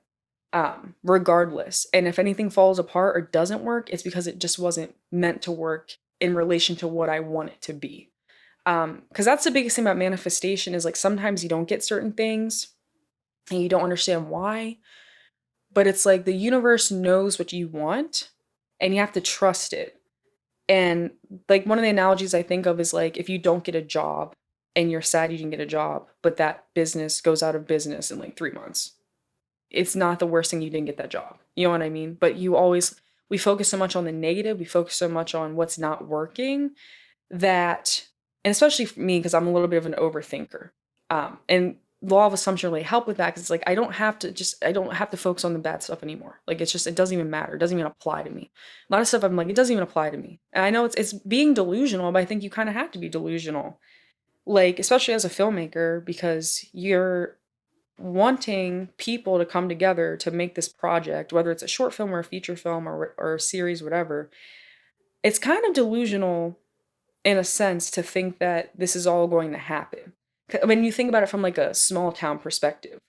Um, but you have to believe that. So then your energy can align with that and it can grab the people that you need to grab. And that's what I'm saying. Like, even without me understanding the law of assumption or manifestation or whatever you want to call it, things happen for me because my energy was just so clear. Like I so clearly wanted to learn how to act that money fell in my lap so I could go to the acting school that's brought me here, that led me to this acting school, that led me to Playhouse, that led me to all these people. And the things that didn't work out, it's very interesting. There was an acting school that I auditioned for and I didn't get into. And then like, I think like a year ago, well, the first thing that was funny is like me on that crime reenactment show that I booked, the other guy that was there, he also went to that school and I was like, oh, we're in the same place and we didn't go to the same school. But then something came out later that there was like it was like a college, that there was like racism in the theater department or something. And I was like, yep, like that's why I wasn't meant to go there. And I remember I went there to audition for the school and I felt like it was wrong. I was like, I don't like the energy here. I don't like how they treat us. I feel like at Playhouse, which is a class versus a university setting, I'm not like diminishing universities, but I think like there's more of this energy of like, it's not about the degree, it's not about the grades. It's just about you coming and doing your best and the teacher telling you if it's like your best or not, and like if they can push you. Versus like in the university setting, for me, it just felt like there was this like pretentiousness to it and like about making the school seem prestigious versus like just it being a good school. So anyway, all that to say, like I felt bad, and if I would have let that get to me that I didn't get into that particular acting school, I wouldn't be doing all the stuff that I'm doing today here in LA. But it wasn't even meant to be there, because if I dig into that course with all the complaints about that particular department, it probably would have drove me away from acting in general. So I always kind of like stick to this mindset of like everything's happening the way it needs to be, everything's working in my favor no matter what, because it is. Like it just is. And that's what it's about. Like the podcast is about really, I think especially for women though, we get so bogged down with like our appearance and like there's so many things that the people are telling us to do or social media is telling us to do. Um, and for some reason, it's all about us being desirable to other people, which is, I don't think there's anything wrong with like wanting to be desirable and wanting to be loved, because that's a beautiful thing. But at the same time, you can't make that your whole entire identity, like being attractive and when you do that, it doesn't work. That's what I've noticed. Like the minute I decided I was beautiful, people started seeing me as beautiful. And nothing really changed about my appearance. But I think it was my energy and like how I walk. And now I'm like more comfortable with taking up space and being seen, versus when I was telling myself I was ugly all the time, or like I need to change this about myself or that about myself. Um, that's what manifested out. Is because when you tell yourself you're ugly, you're telling the world, don't look at me. And then you're wondering why you're not looked at. When you tell yourself you're not talented, even if you are, that's the thing. Like, I've noticed about auditioning, a big thing is I think the director wants to feel like you can handle it. And if you walk into a room, even if you're the most talented person in the world and you're like worried, shaking, scared, like, I don't know if I can do this, like, I'm sorry, like, I don't know what I'm doing. They don't want to deal with that because they want to make sure that this is going to be right. You have to be confident. You have nothing, you can't, to not be confident is just not helping you. To feel like you're not beautiful, to feel like you're not interesting, it's not helping you, especially if you want to be those things. If you want to be something, just assume that you are. And then it will either, you'll show, like, you'll eventually realize that you actually are these things, but you've just believed the wrong thing your whole entire life. And there's so many reasons why, right? Like maybe a family member made fun of you for something and like you've held on to that, or like a classmate or a teacher like made you feel stupid, or you were in like an acting class and like the teacher picked on you and made you feel like you can't do it, and you just can't let the three-dimensional reality or the things that like happen dictate where you're going to go, because again, you only have one life. And even if you believe in reincarnation, my biggest thing is like Alexis Jacquelyn Smith, the person I am today, deserves to have the life that she wants.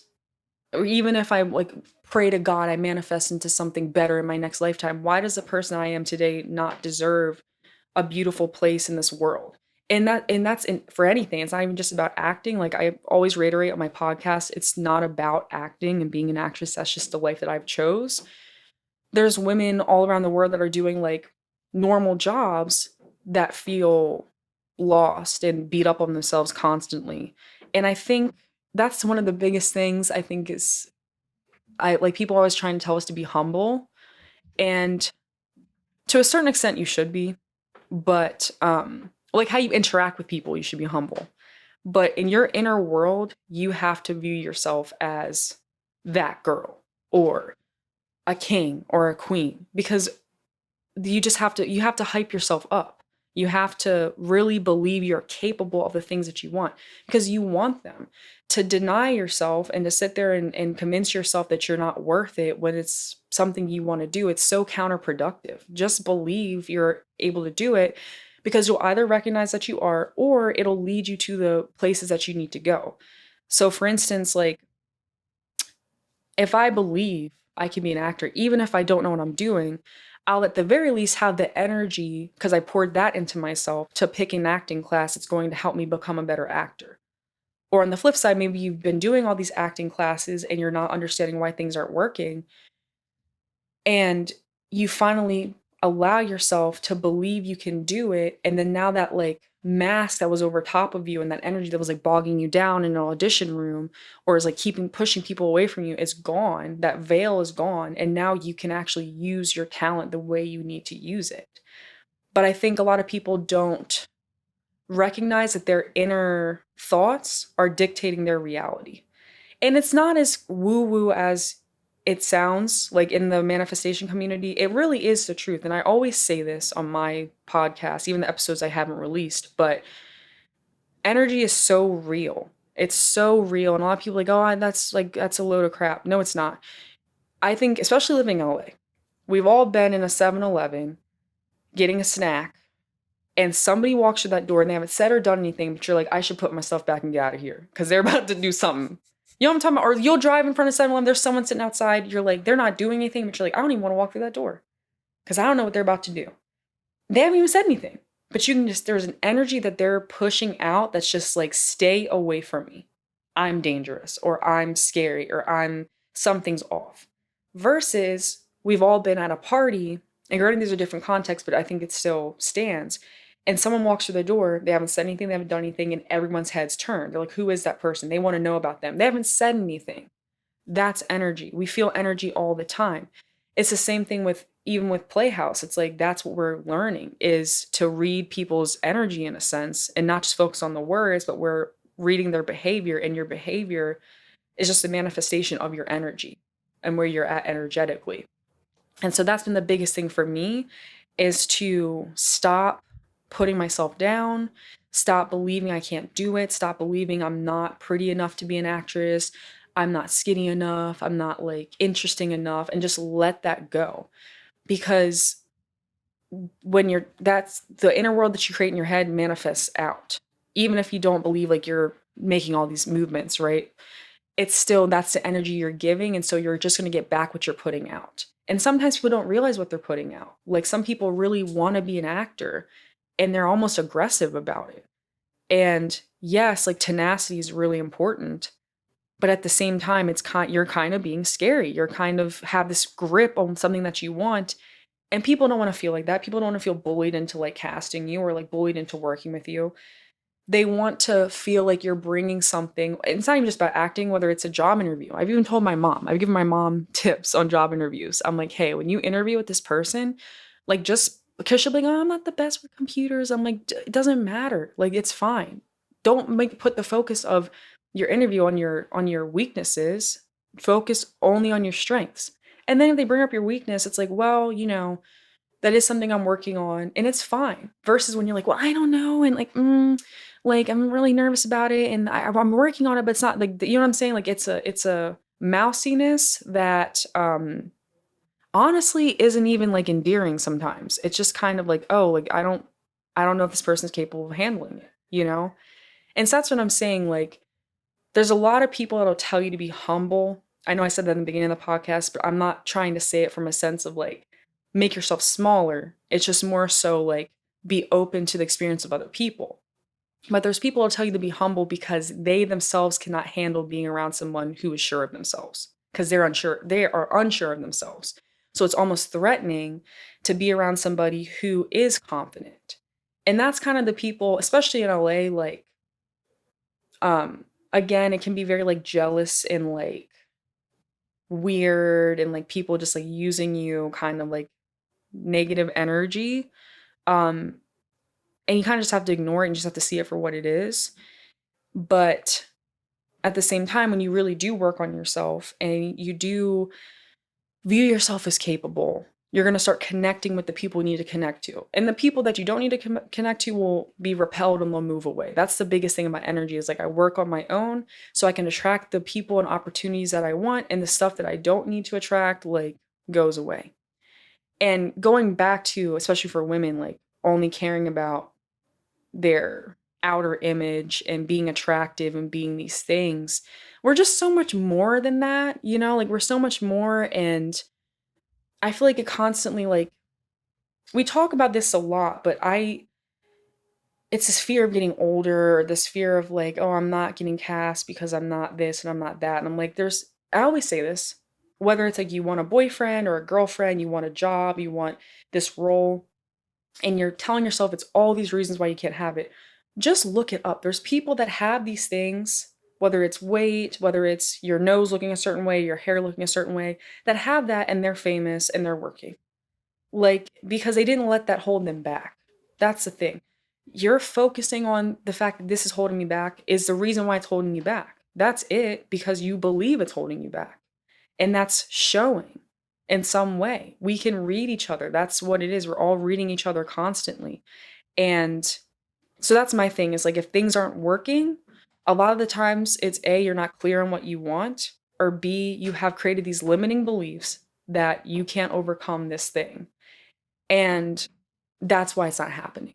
That's probably the only reason it's not happening in some extent. Like, because you should be, you know, be able to meet up with people and make a short film. I'm not saying you're gonna get paid like $1 million by just changing your energy, but maybe. But you should at least be like creating this community where you can at least make stuff, right?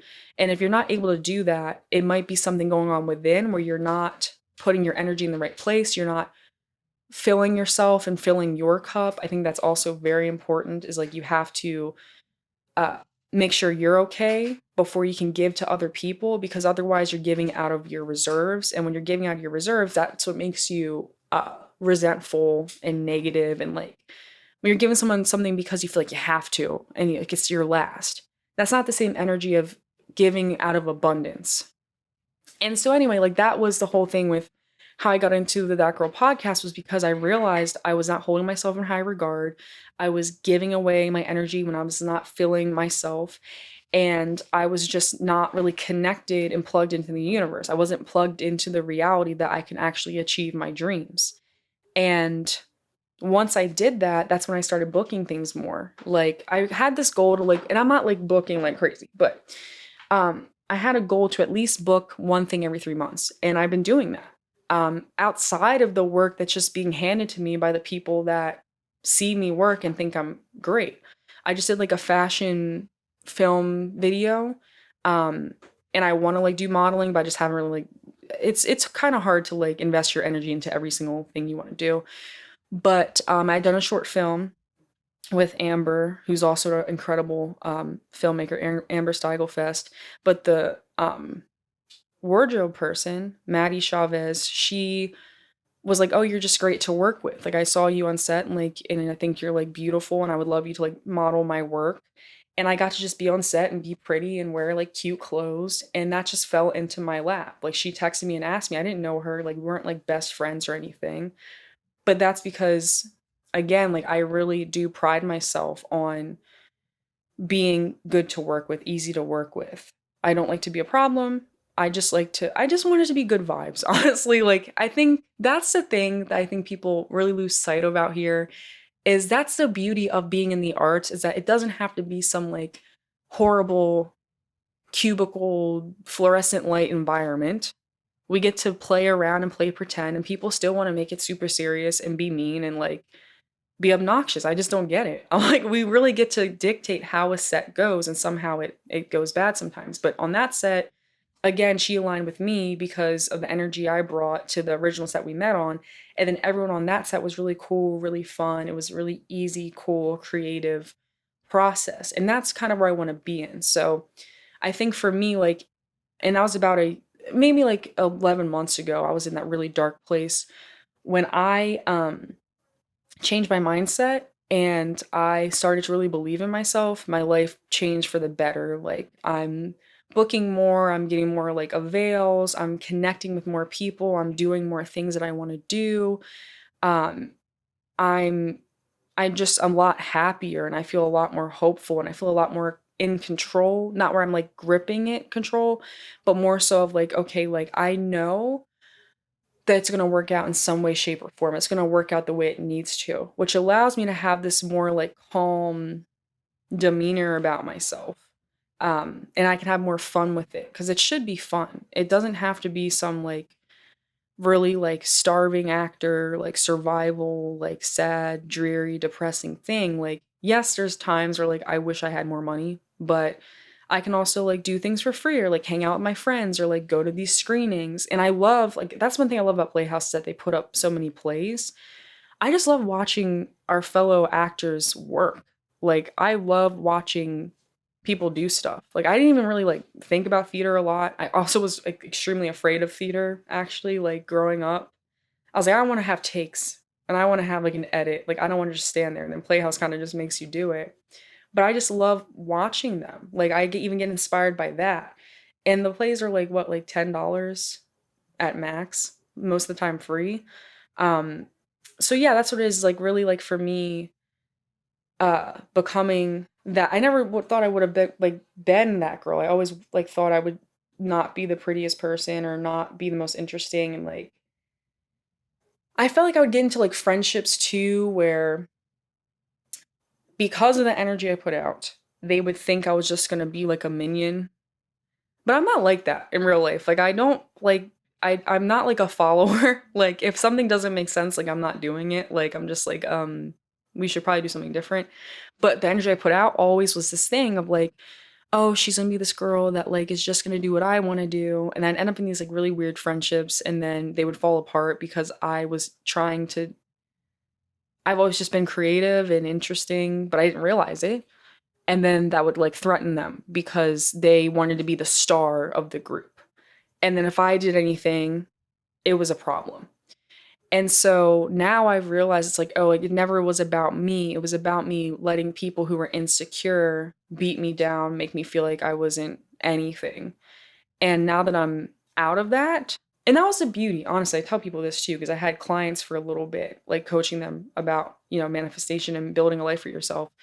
I had a client that was like, oh my God, I just feel like everything fell apart. And I'm like, that's honestly the best place to be in, genuinely, because then you can rebuild it however you want and you have nothing to lose. It sucks. It's horrible. I'm not denying that.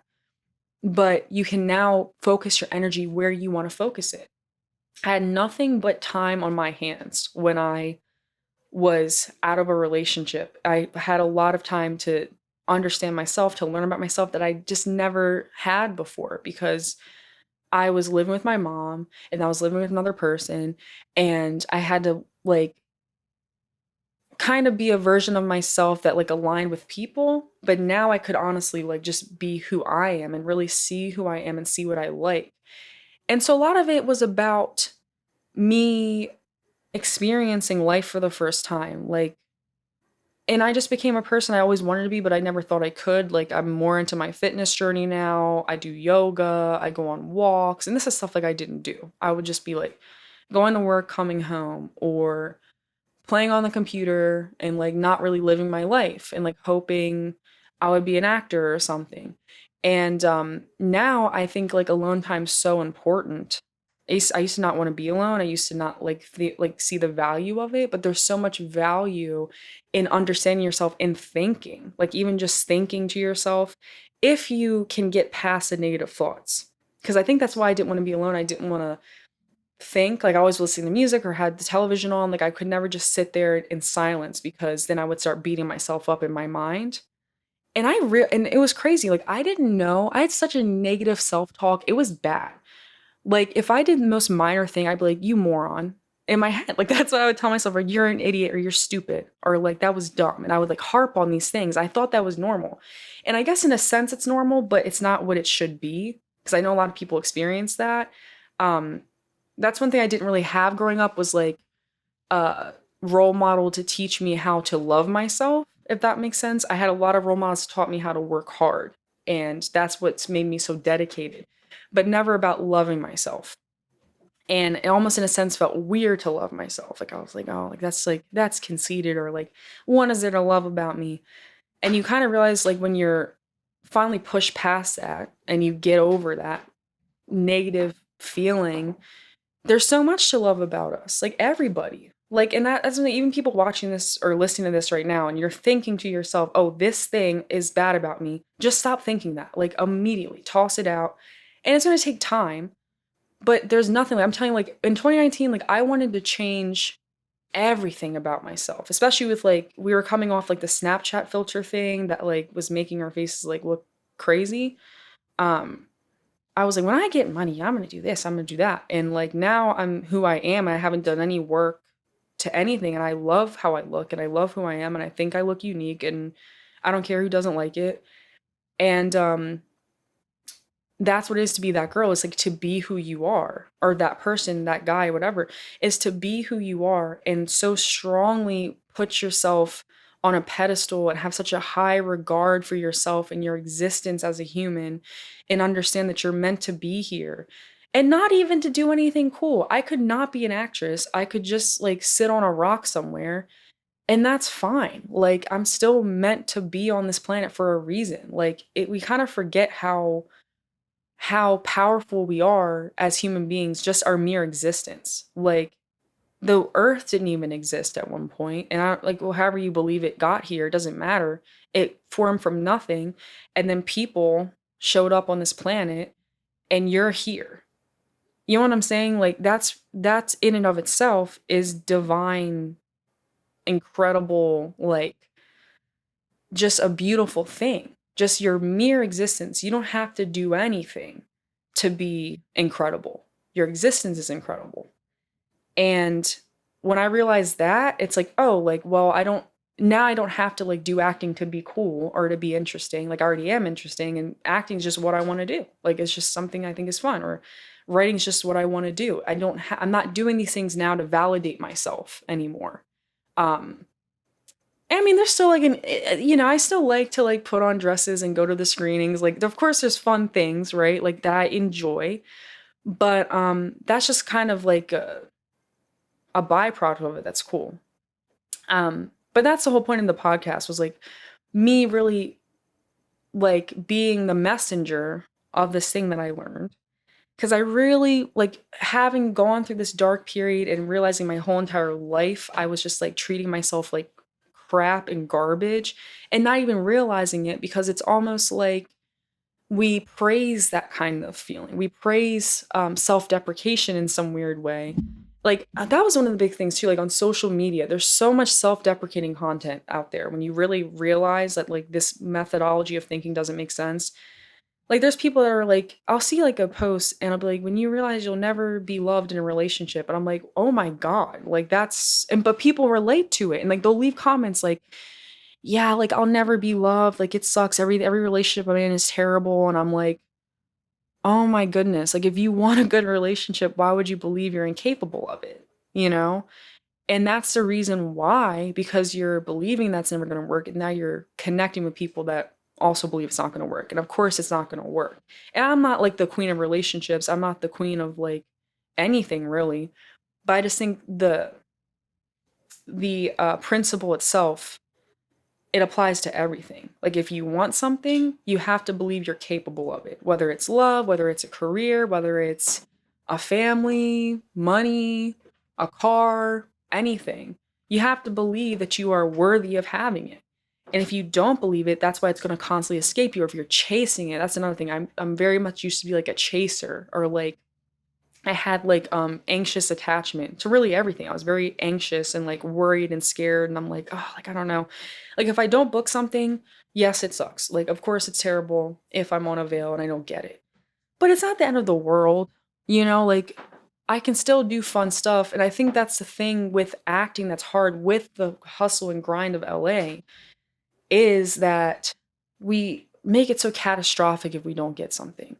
And it's like, honestly, what I realized lately was that when you look at stuff like back home in Baltimore, Maryland, if I tell them, oh my God, I was on a veil for a job, I didn't get it. They're like, I have 3 kids and like I don't know how to feed them tomorrow. You know what I mean? I'm like, okay, you know what? Actually, like, it's really not that big of a deal. Like, it's fine. The person who was right for the role probably got it, or the person whose energy was aligned with that opportunity rather got it, and yours just wasn't, and that's okay. Like, there's better around the corner. And not even better. What's right is around the corner. And I think for me, it's all about really having just accountability is so important. I always say like awareness without accountability is kind of useless. so many people are self-aware, but they don't actually like do anything to change it. And I'm like, well, you have to be able to like hold yourself accountable, whether it's acting, whether it's in a relationship, whether it's anything, job. Like if you just have to really think about where your mindset is, where your energy is, where your thoughts are. And when something's not working, it's probably because of that. I always have to keep myself accountable because sometimes it's easy to slip into this feeling of it's never gonna work or yada yada. I'm like, no, I'm not even gonna go down that road. Sometimes I just tell myself, like, I struggle with like depression a lot of my life. And sometimes now, and I'm not saying like it's as simple as believing that, because, you know, I understand there's like clinical depression and things like that. And if you're on medication and a doctor prescribes it, you should probably still be on it. Like, I would never tell someone to give medical advice or anything. But for me, a lot of my depression was from my inner world, my negative self talk. And sometimes I just literally have to tell myself, we're not even going to go down that road today. Like, I'm just not. Like, I'm not even going to talk about it in my head. I'm not even going to think about it because what is it serving me? That's what also podcast is a lot of it's about, is what serves you, doing what serves you. Does me thinking I'm not going to be a successful filmmaker serve me? No, it just doesn't. What is that like? What does that give me? It gives me a little sense of validation that poor me, but what is that really giving me? You know? And it's not even about like being toxic positive either. Like I don't sit here and like be super positive. I'm very aware that it's rough, but it's about just like it's not even positive really. It's just that's just what it is. That's the fact. I'm going to be successful and that's it. Like I'm not being positive or like being naive. That's just what I've decided for myself. It's the same thing. If you decide you want to be a doctor, you go to school for 8 years and become a doctor. It's not as linear, but it's still about deciding I'm going to be an actor. And eventually you'll book something if you just stick with it. I mean, you have to. That's the thing about energy is like if you work on your energy, work on your focus, it just doesn't make sense for it not to work for you. You know what I'm saying? It's like, let's say you have like a chocolate bar and someone like really wants a chocolate bar versus the person's like, I don't know, maybe I shouldn't have chocolate. Who are you going to give it to? You know what I'm saying? That's what it is. That's the mentality, like aligning your energy to be the person where it wouldn't make any sense for the opportunity to go to anybody else. You know what I'm saying? Like it just wouldn't even make sense. Like that's how I want it to be, where like the universe, it doesn't judge either. It's just moving based on where it's supposed to go.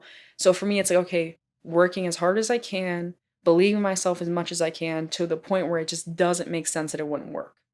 Like mathematically, energetically, however you want to say it. So that's what it's about, is just really like teaching girls, teaching women, teaching anybody that you're just awesome just because you're you. And you don't have to do anything. You don't have to be anything other than yourself. And then the things that you have to work on and things that you should change, you're capable of changing it. Just believe that you are, and then slowly work on that. And then whatever you want, you're able to have it. And then so you don't have to worry about all the time and be scared and sad and anxious and like just feel like nothing's ever going to work. I don't think life is meant to be that way. Whereas I think when I was growing up and everything up until like a year ago, I felt like life had to have some sort of negative, bad thing going on.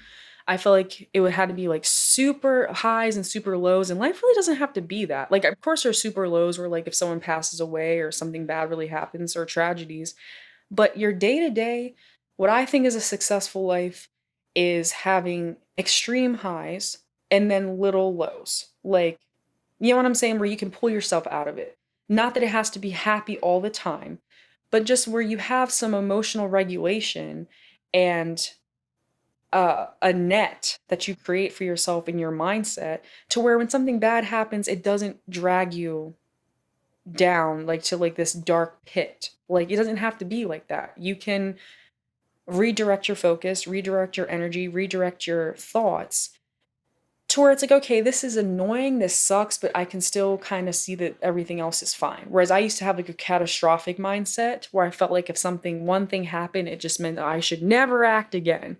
And it's like, that's not how it has to be. Like, it's just stop that, stop going into catastrophe mode. And just when you have it's a strong sense of knowing of who you are and what direction you want to go. So that way, when something doesn't exactly happen, it doesn't fracture your whole, like it doesn't exactly happen the way you want it to happen. It doesn't fracture your whole world. And that's really what the podcast is about. It's just that, like creating a life you want and sticking to that, focusing on that, and not falling into the ruts and the self-deprecation and the dark pit feeling. Because again, like, I think there's a comfort in that too, that I noticed. Like, when I get really sad, I would like, it's almost like you get into like this cocoon that's so sad and depressed, but it almost feels comforting in a way. And it's almost as if it feels silly to come out of it. Like, it feels silly to feel like your life can be decent. And I don't know why that is, but I think that's just how we kind of process things, I guess. But now I'm like, oh, it's not silly to think I'll be happy. It's not silly to think I'll be loved and I'll be successful and people will be my friend and I'll have great experiences. That's not silly. It's true. It's real. And this is where I kind of argue with my mom sometimes, because she's like a realist.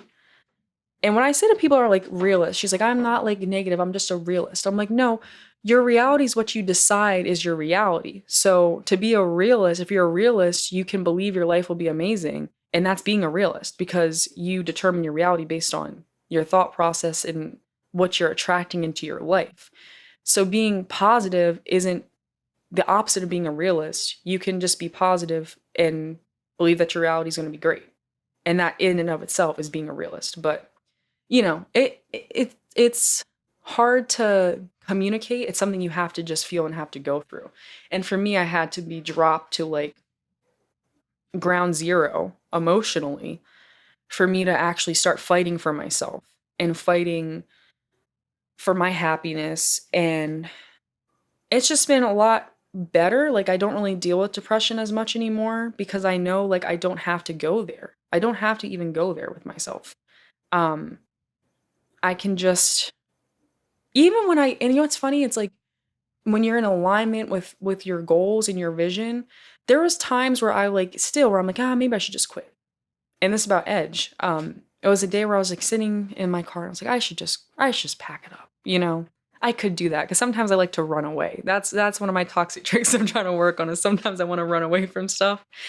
And my friend had sent me a voice memo saying that a girl she did brand ambassador work with saw Edge at the Silicon Beach Film Festival and was like, oh, that's your friend. Like, I recognize her from your Instagram. Like, it was so great. Like, I loved it. And I was like, oh, okay, I guess I'll stay. Because I was like, but you get those little things. Like, when I got that money that told me to come here, and then when I want to go home, it's always something that's like, tells me I should stay, that I'm meant to be here. Because this is my thing. If you can think about wanting to do it, there's a reality in which you can do it, Like, if you didn't want to do it, you wouldn't even be enticed by it. Like, I don't want to be a chef. I don't like cooking. So I'm like, I'm not going to be a chef because I just don't want to be. I'm not enticed by it. There's a reason why I've always loved film. There's a reason why I picked up the Barbie camcorder and just been making things my whole entire life, really. Is because I like it. And if I like it, then why would I not believe I'm meant to do it? That's just crazy talk to me. But some people might think I'm crazy because I'm so like, this is what I'm meant to do. And they'll, the big thing when I moved out here, my mom would tell me my friends or like people I went to high school with, their moms would like know my mom. And they'd be like, oh, like she's in LA.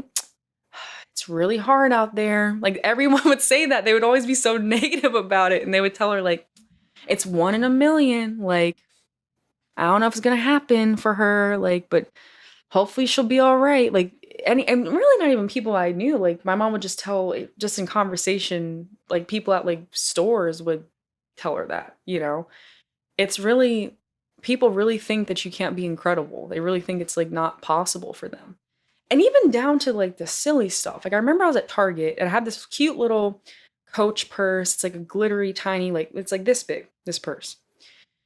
And the worker was like, wow, that's a nice purse. I wish I could pull something like that off. And I'm like, why do you think you can't wear a purse? You know what I'm saying? Like, your image of yourself is so bad that you think you can't wear a purse.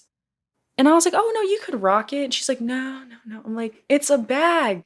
Like, you know what I'm saying? Like, she has thought of herself so badly that she doesn't even think she's worthy of wearing a purse. You know what I'm saying? And that really like struck me. I was like, oh, this is what I'm talking about. Where like I don't care. Like, I'll wear crop tops till I'm like 80. I don't care. Like, I'm gonna do whatever I want. Like, whatever speaks to me, I'm gonna do. I'm not gonna let people tell me like it's not right for me or I shouldn't do it or that doesn't work. It's like whatever works for me works for me. But that's what the podcast really is about, speaking to people like her that have told themselves they can't even wear a bag. It's not like I'm asking her to wear a good bikini or anything. It's a purse, and she felt like it doesn't fit her. And I was like, no, you can wear whatever you want, dude. Like if I didn't love it, I'd give it to her right now. You know what I mean? And so, but that's kind of the mindset I had, where I would be like, oh, like that doesn't work for me, or like my body's not this, or like I should like get a BBL or something. And that's the other thing, like it's just investing so much money into like a certain look that's gonna change in like 5 years anyway. When it's like now it's gonna be in to be skinny or whatever it is, like we kind of determine what's attractive, honestly, truly. Um, Anyone who feels like they're undesirable, I'm like, there's people that look like you that have, I say this and it's messed up, but it's true. There's people like that look like you that have husbands, like a husband, have a wife, be cheating. They be like having people out here like they having because they don't let that hold them back. If they think they have the sauce, they have the sauce. Like that's just what it is, you know? So you just have to believe it and people will see it. That's the truth. Like when I started thinking I was gorgeous, I'm telling people like, oh my God, you're so beautiful. Whereas before, like I felt like I was invisible in a way. But it really is an energy. That's what it is. Like that's all it's about. It's as simple as that. And people can argue with me, and I'm sure again, people are like, well, it's because of this. It's not because of that. It's because you don't love yourself. And you have to love yourself before anyone can love you. You have to think you're great before anyone can think you're great. Or people think you're great, but they're afraid to tell you because there's something about you that just says, don't talk nice with me, probably because you're not talking nice to yourself. That's really what it is. It's like recognizing your place in the universe and recognizing that you're capable, you're awesome, you're intelligent, you're whatever you want to be, you just are. And if you're not at the place you want to be at, you can get there. And just believe that, because I mean, I just don't think there's I really don't think there's any value to thinking otherwise if you really want something. So yeah. Wow, there's so many different things that could be pulled from that, but that was exactly like the takes I was taking when listening to your podcast. I really love how you just that mindset. You're so great about explaining mindset to people and really taking charge of this. You're right, it is an energy, and if you let it, those voices, Yeah. and we talk about this all the time, even the more you climb and become more successful or progress, you would think those voices go away, but they don't. Yeah. they actually get louder sometimes, which has led me to believe maybe you're on the right path when those forces are trying to pull you back to that. And I'm really hoping, how'd you say it? Some people have the sauce. Yeah, they have the sauce. Some people be cheating. It's true though. Yeah. There's people that, I mean, this may be a terrible example. I'll just use guys, for example, and girls. There's some guys, they're not the best looking guys. They never were. They just carry this aura and confidence about them. They always dated the most beautiful women. They never have a problem with women. You're like, what did they? Yeah. It's an energy. It's just something they have. So yeah. Wow. That was Eric. Do you have anything? Any thoughts? Yeah, I mean, I feel like a lot of those are principles and things that a lot of us struggle with. So thanks for sharing this. Of course. Yeah. Especially as actors and like coming out with an insecure job and stuff like that. Yeah. I think, and that's the thing too, like and not to like get too off track, but I've noticed, I used to be very triggered by like the red pill movement or like men saying, I don't know, it's just this new generational thing of like trying to like bring women down. And that's the thing that, again, like what I realize is that's the energy thing of like, there's these men that feel like they're not desirable. So their methodology to get women is to bring them to their level, which I always say is one of the stupidest things because, and this might be a little controversial, but I think being in a relationship with someone who is insecure is just the most heinous experience on the planet.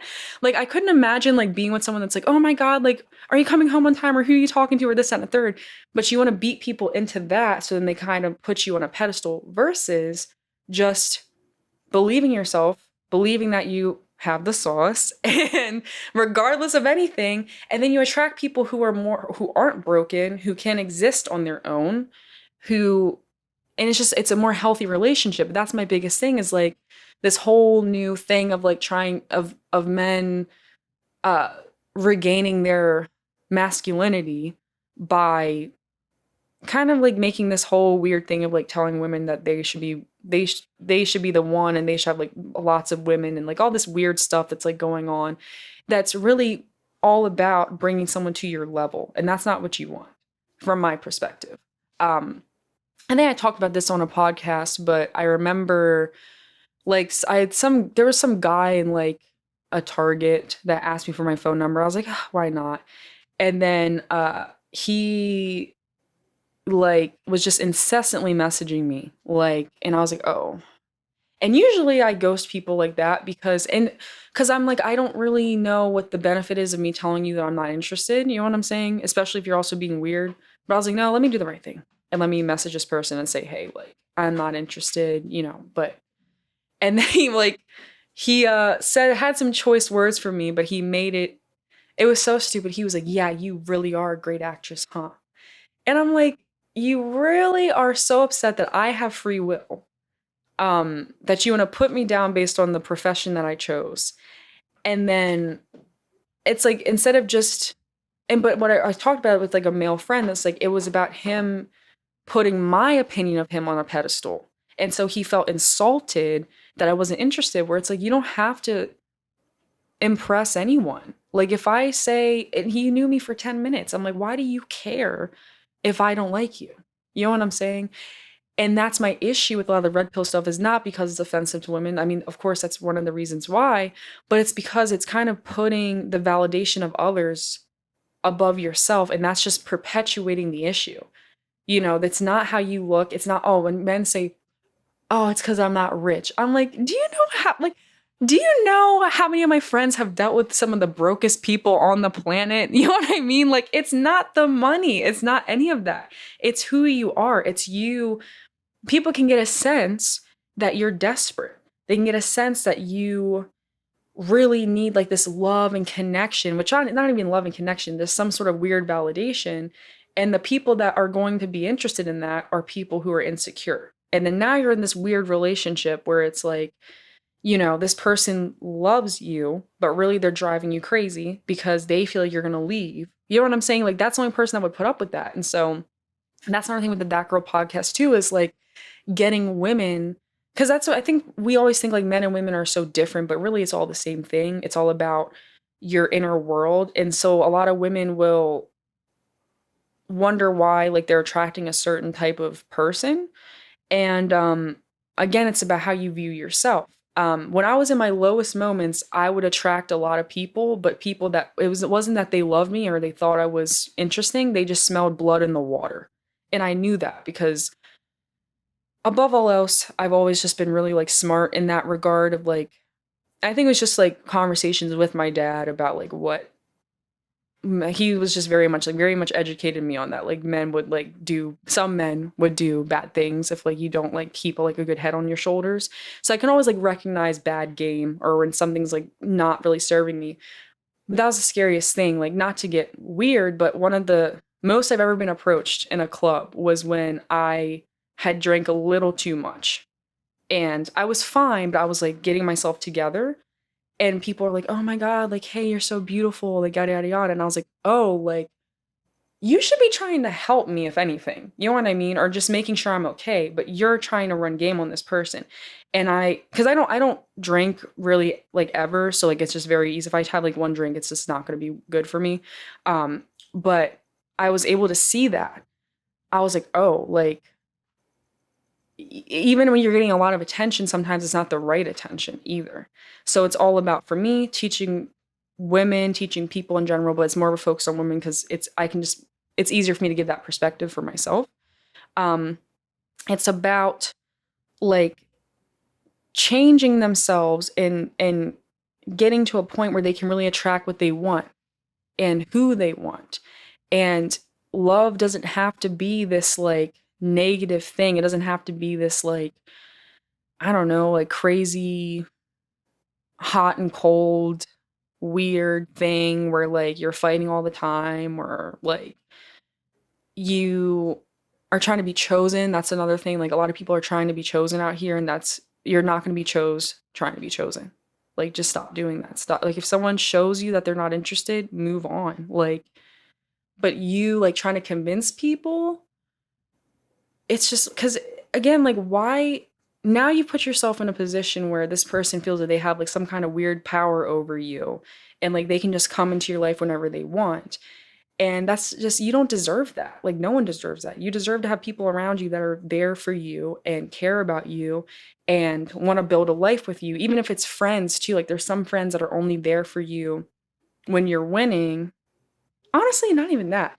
There's some friendships where they just only want you to celebrate them. But when things happen for you, they're not there. Or when something bad happens, they're not there. And so for me, it's not about getting like a bunch of attention, but getting the attention that you want and attracting the people that you want in your life that are actually going to serve you, and you can serve them back. And it's not this like weird, like transactional thing either, where you're only like doing stuff to get something out of it. It's like, I want my life to be me being surrounding myself with people that we just pour into each other and everything's great. And if someone needs help, I got you, like, and you have my back. And I feel like I've kind of developed that community in a sense for myself that I never really had. But I don't think it would have happened if I constantly thought to myself that I wasn't deserving of it, And so that's what it is. Like, I just surround myself with beautiful people, talented people. And I hold myself to the same standard. I'm not going to accept like the bare minimum. I think now it's really hard to be a girl because there's so much social media. There's so much like just depressing stuff out there in general. That's why I had to get rid of TikTok, because I was like, somehow I was on TikTok and I feel like I was like about to cry every time I was on there because it was something so sad. And I was like, no, we don't need that. Like, life's beautiful, life's awesome. Like, it's just whatever you want it to be. And then you have these lows where you have a community that can help you out of it. And like, you also have some, processes for yourself that you can do to help yourself out of it. And it's just creating an existence that you really want to have, And that's what's important to me. And so it's just me being a messenger. Like, a lot of the stuff that I say, like, it's not my own thoughts. It's how I process it, because I think it can be difficult, especially for people that have spent their whole entire life hating themselves, to even fathom the idea of loving themselves. There's some people, like, it's a red flag if you hate having pictures taken of you, I feel. You know what I'm saying? There's some people like, oh, don't take my picture. Like, a lot of women in my family are like that. And I'm like, no, like, you should be able to look at yourself in the mirror. You should be able to look at a picture of yourself and not rip yourself to shreds. Like, and if that's what you're doing, that's a problem. That's not humble. That's not being vain. That's hating yourself. You have to be able to look at yourself. And I'm not saying you have to, like, I think you should, but I mean, do whatever you want. I'm not saying you have to like be like, I'm the most beautiful person in the world, but at the very least, you should be able to love your existence as a human. And that was a lot of the issues, like, with, some of the people I've talked to about this stuff is like, they're like, oh, I just hate how I look. And I'm like, even if you hate how you look, you have to love the version of yourself right now to become the person you want to be, because it's kind of like investing, right? Like, you wouldn't invest in something that you don't feel is worth it. So your brain and your energy, you're not gonna be able to commit to like going to the gym or doing this or doing that because you've already decided that you're not worth investing in. So I feel like you have to develop this love for yourself to the point where it's like, yes, I want to do this and I want to be different, but I still love who I am currently. You have to love who you are currently so then you can pour into yourself and create that energy to where now it's like it makes sense for you to do this stuff. Versus, if you're kind of like having a hard time like finding motivation, it might be because you just don't feel like you're worth it. And I think you have to start there a lot too. Um, and I just think it's just more fun to love yourself. Honestly, life is just more fun to be in love with yourself. Like, and not a conceited way. I always say, like, you don't like tell someone I think I'm prettier than you. Like, that's crazy. But you don't tell someone I think I'm the most beautiful person in the world because that kind of makes them feel like they're less than. I would never suggest that. But that's just the inner world you create in your head. So then you can just be happy and you're not sitting here worried about how you look in a photo or worried that like you're not like it's like even like growing up, it's like, oh, you have to suck in your stomach in every picture. Like you have to look a certain way or like, oh, like this angle is like not good. And like it somehow speaks to your value and like all this crazy stuff. And I'm just like, no, like that's just not the life I want to live anymore. Like I want to live in a world where, and you know what? It can be very threatening to some people. That's the other thing. It can be very threatening for people that don't love themselves. Like when I started loving myself, there were some people that were intentionally trying to like tear me down. Like they were intentionally saying things to check me in a way. And it's like, no, you're not going to do that. Like, if it bothers you that people love themselves, you need to start loving yourself more. And again, it's not like, I'm not saying the way like you love yourself and it's like narcissistic, but loving yourself in a sense of like that self-love, like that warmth that you have for you. Because you only have you at the end of the day, like no matter what, you only have you. And you have to be there for yourself. You know what I'm saying? Like, you have to sometimes you're going to be the only person that believes in yourself. Sometimes you're going to be the only person there for you. And how do you rationalize that? And then you end up like not being in like codependent relationships anymore. Like you're not like overly anxious about things. I used to be so anxious about every social interaction. I had so much social anxiety where I was like, if I said something a little off, I'm like, oh my God, they hate me, they're mad at me, or if like I'm a little late, or like I didn't do this right. And my whole life would just blow up. And I'm like, no, like it's fine. Like they don't care. They don't understand my heart. They understand my intentions. If I hurt someone's feelings and they tell me like you hurt my feelings, of course I'll be there. Like, I'm sorry, but I also realized I was creating these realities in my head where I was like this social, like, monster or something, and like I wasn't able to like I was just overly thinking about how I was connecting with other people because again like I was putting all of my energy into the validation of other people. And so then I felt like I had to like even hide away and like I couldn't really be friends with others because I would just be so worried that I said something wrong or I did something wrong or like people are mad at me. And now I'm just like when I do something wrong or like for instance like I'll even like get over dramatic. I used to be over dramatic about like if I misspoke. I thought, oh my God, that was so stupid. I would like think about it all day. Like that was so dumb. Like they probably think I'm an idiot. Like, and just like overthinking it. And now I'm just like, no, like it just doesn't matter. Like I can use the wrong word. I can say the wrong fact. I can mess up. I can flub a line. I can, you know, make a bad joke. And it doesn't matter. Like it's just one moment. Who cares? They're probably not even thinking about it. If they are thinking about it, again, that's on them. Like they should not be thinking about one thing that I said their whole entire day, And that's what it really comes down to again is like just not focusing on the negative and focusing on the bad things and your weaknesses and like the little things. Like I would just beat myself up so much. And I didn't realize I was beating myself up. I didn't realize it at all because I was so used to doing it for my whole entire life. Overthinking, thinking I was weird. I also got like bullied a lot, like growing up a little bit. And so that was like kind of, I think part of it was like, I just, again, like I assigned this identity to myself that like, I'm not enough. you know, or like I'm okay, but like I'm not enough anything to write home about, or I just had a lot of like self-deprecation and like wanting to change everything. And it's just not cute. It's just not a good way to live, honestly. Like just I think it's about giving yourself the permission to really love yourself and to be gentle with yourself and understanding, and just it's everyone's first time living, at least from our understanding is. And so we're all learning and taking everything as a lesson too. Like sometimes it's easy to just sit here and like get really upset about the bad things that happen, but everything's teaching you something, and it's probably teaching you something about yourself. Like I always say to other people, like even if you're like in the worst relationship ever and you did nothing wrong and this person was just the worst partner ever, there's still something to be learned about yourself as to how you ended up in that situation. Like what, like how were you viewing yourself so badly to where you attracted that and you dealt with it for so long? You know what I'm saying? Like, and that's where accountability comes in. Like, yes, there's a time and place for a pity party, but also how do we change this going forward? What can I learn from this? Okay, I need to learn that if somebody, is disrespecting me, I need to walk away versus trying to convince them to respect me. You know what I'm saying? Like, you don't need to convince anyone to do anything.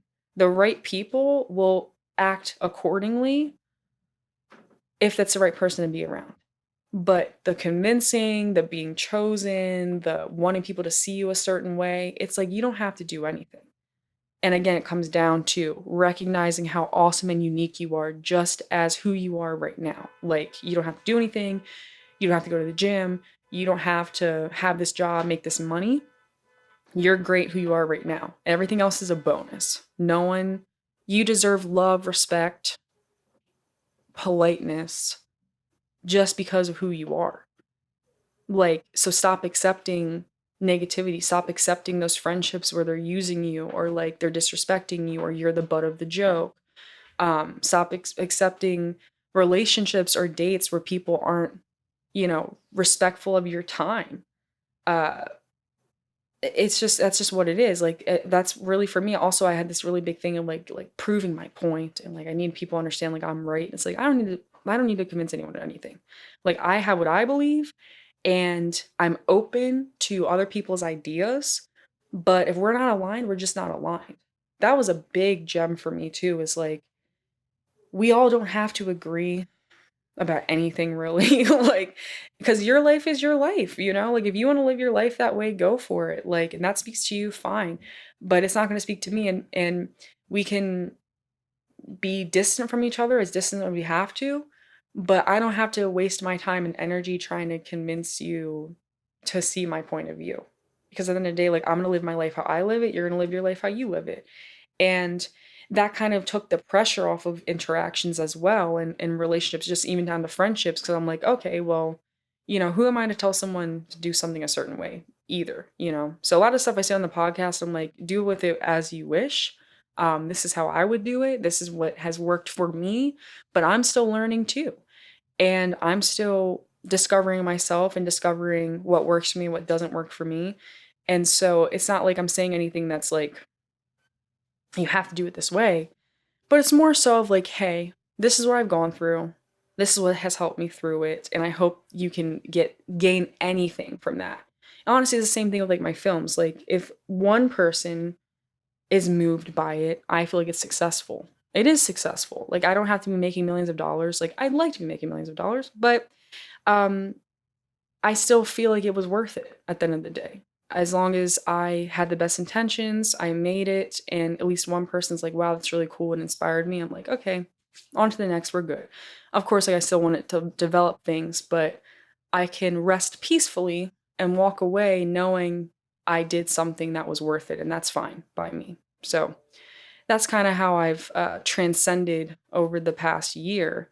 Um, and honestly, the podcast helps me because like it helps me process these things, like just talking through it, honestly. Um, and that's why I don't always release every episode that I record, because sometimes I'm like, well, I don't even know like if that's even the right way. I want to make sure every time I talk on there, it's something of substance and it's something I really actually truly believe, and not just me talking because I feel like I need to release an episode, you know? Like, I'm like, that's not even, honestly, the podcast is like, filmmaking's like my main passion. The podcast is something I'm just doing to help other people because I wish someone would have helped me. And when I was in that dark period and I found all this stuff on YouTube and started practicing this spirituality kind of like mindset, belief system, um, it helped me. And so I just want to share that message with other people. Because film's great. I love it. But I think that is something about existing that I think is also important. Like teaching people how to exist in a way that like they can just be more free and more open and more hopeful and happy.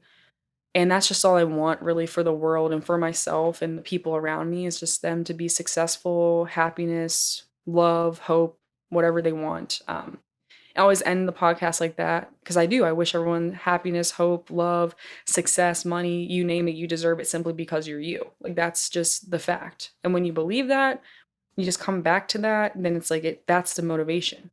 You know, because it's like I'm here, this is what I want, I'm going to go get it. And that's just or it's going to come to me. And that's just what it is. And that's just a way better way of living than like believing nothing works for me and everything sucks and everything's terrible. You know, it's just that's boring. I'm over it. Like I'm over that chapter of my life. Like I'm into the chapter where it's like, yeah, like I'm living, I'm creating, I'm breathing, I'm doing what I want to do, and that's just what it is, you know? So yeah. I love it. Well, thank you. Thank you so much for sharing that. I mean, super inspirational stuff. You actually, when I was listening to your podcast today, I was pumping myself up. And even just now, I'm like, yeah, man, let's get this in and just get the sauce. Yeah. You know, this might be the name of the episode, the sauce. Don't chase the sauce. Be the sauce. Be the sauce. So thank you so much. Before I give you the last word, this has been a pleasure. There's like 10,000 clips in this. Yeah, so awesome. I'm glad. I know you're off TikTok, but you're not off TikTok. Yeah. This is going to go on TikTok. Listen, it can be on there. I love to be the positivity on there. But I think you said some really great things a lot of people will align with. And you also have a course as well. So at this time, where are all the places people can go to find you, learn about your film, your podcast, your course you got? Where can the people go? So the course is inactive right now, but I'm going to be bringing it back soon. But if you just follow me on Instagram at Alexis Jacquelyn Smith, I have a link in there about the That Girl podcast. It's on iTunes, or not iTunes. It's on the Apple Podcasts. It's on Spotify, and the Podbean platform. This link is still there, but it's just not active right now, but it will be back very shortly. And then also we have an Instagram for Edge23. It's Edge23 Film, on Instagram, and, just like follow us on there. We'll keep you updated on the different like festivals we're in, what we're up to, what we're doing, because, I have written the feature film. I'm working on rewrites right now, but I want to just take that project and like grow it into something bigger. So we would love and appreciate me and Adriana and Aquavis if you followed us on Instagram at Edge23Film or me at Alexis Jacquelyn Smith on Insta. That's where you can find me. Awesome. Thank you. Well, this has been a pleasure. Thank you so much for coming on. And again, I really appreciate bringing your authenticity and vulnerability to the conversation. You're a cool person. It's really cool and inspiring. So it's really cool to hear your story, and you keep fighting the good fight. I will. Thank you for having me, and thank you for having this podcast for me to express myself on. And I think you're really cool too.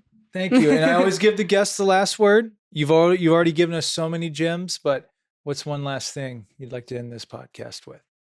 The last thing is what I would say is just everyone listening to this, if you get nothing else out of it, it's recognize how incredible you are as you are.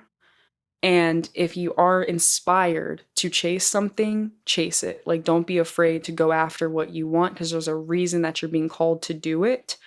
And just keep moving. Don't take no for an answer. Just take it as you need to redirect your energy in a different area. And just never give up.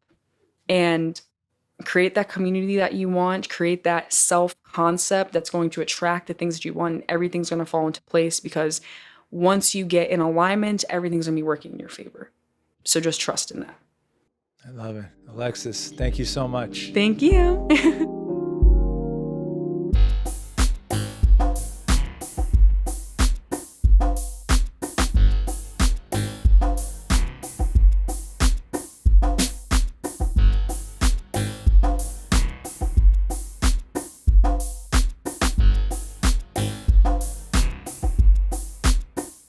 Hi, everyone. Sam Dever, the Sam Dever Podcast here, and I just want to thank you for checking out this episode.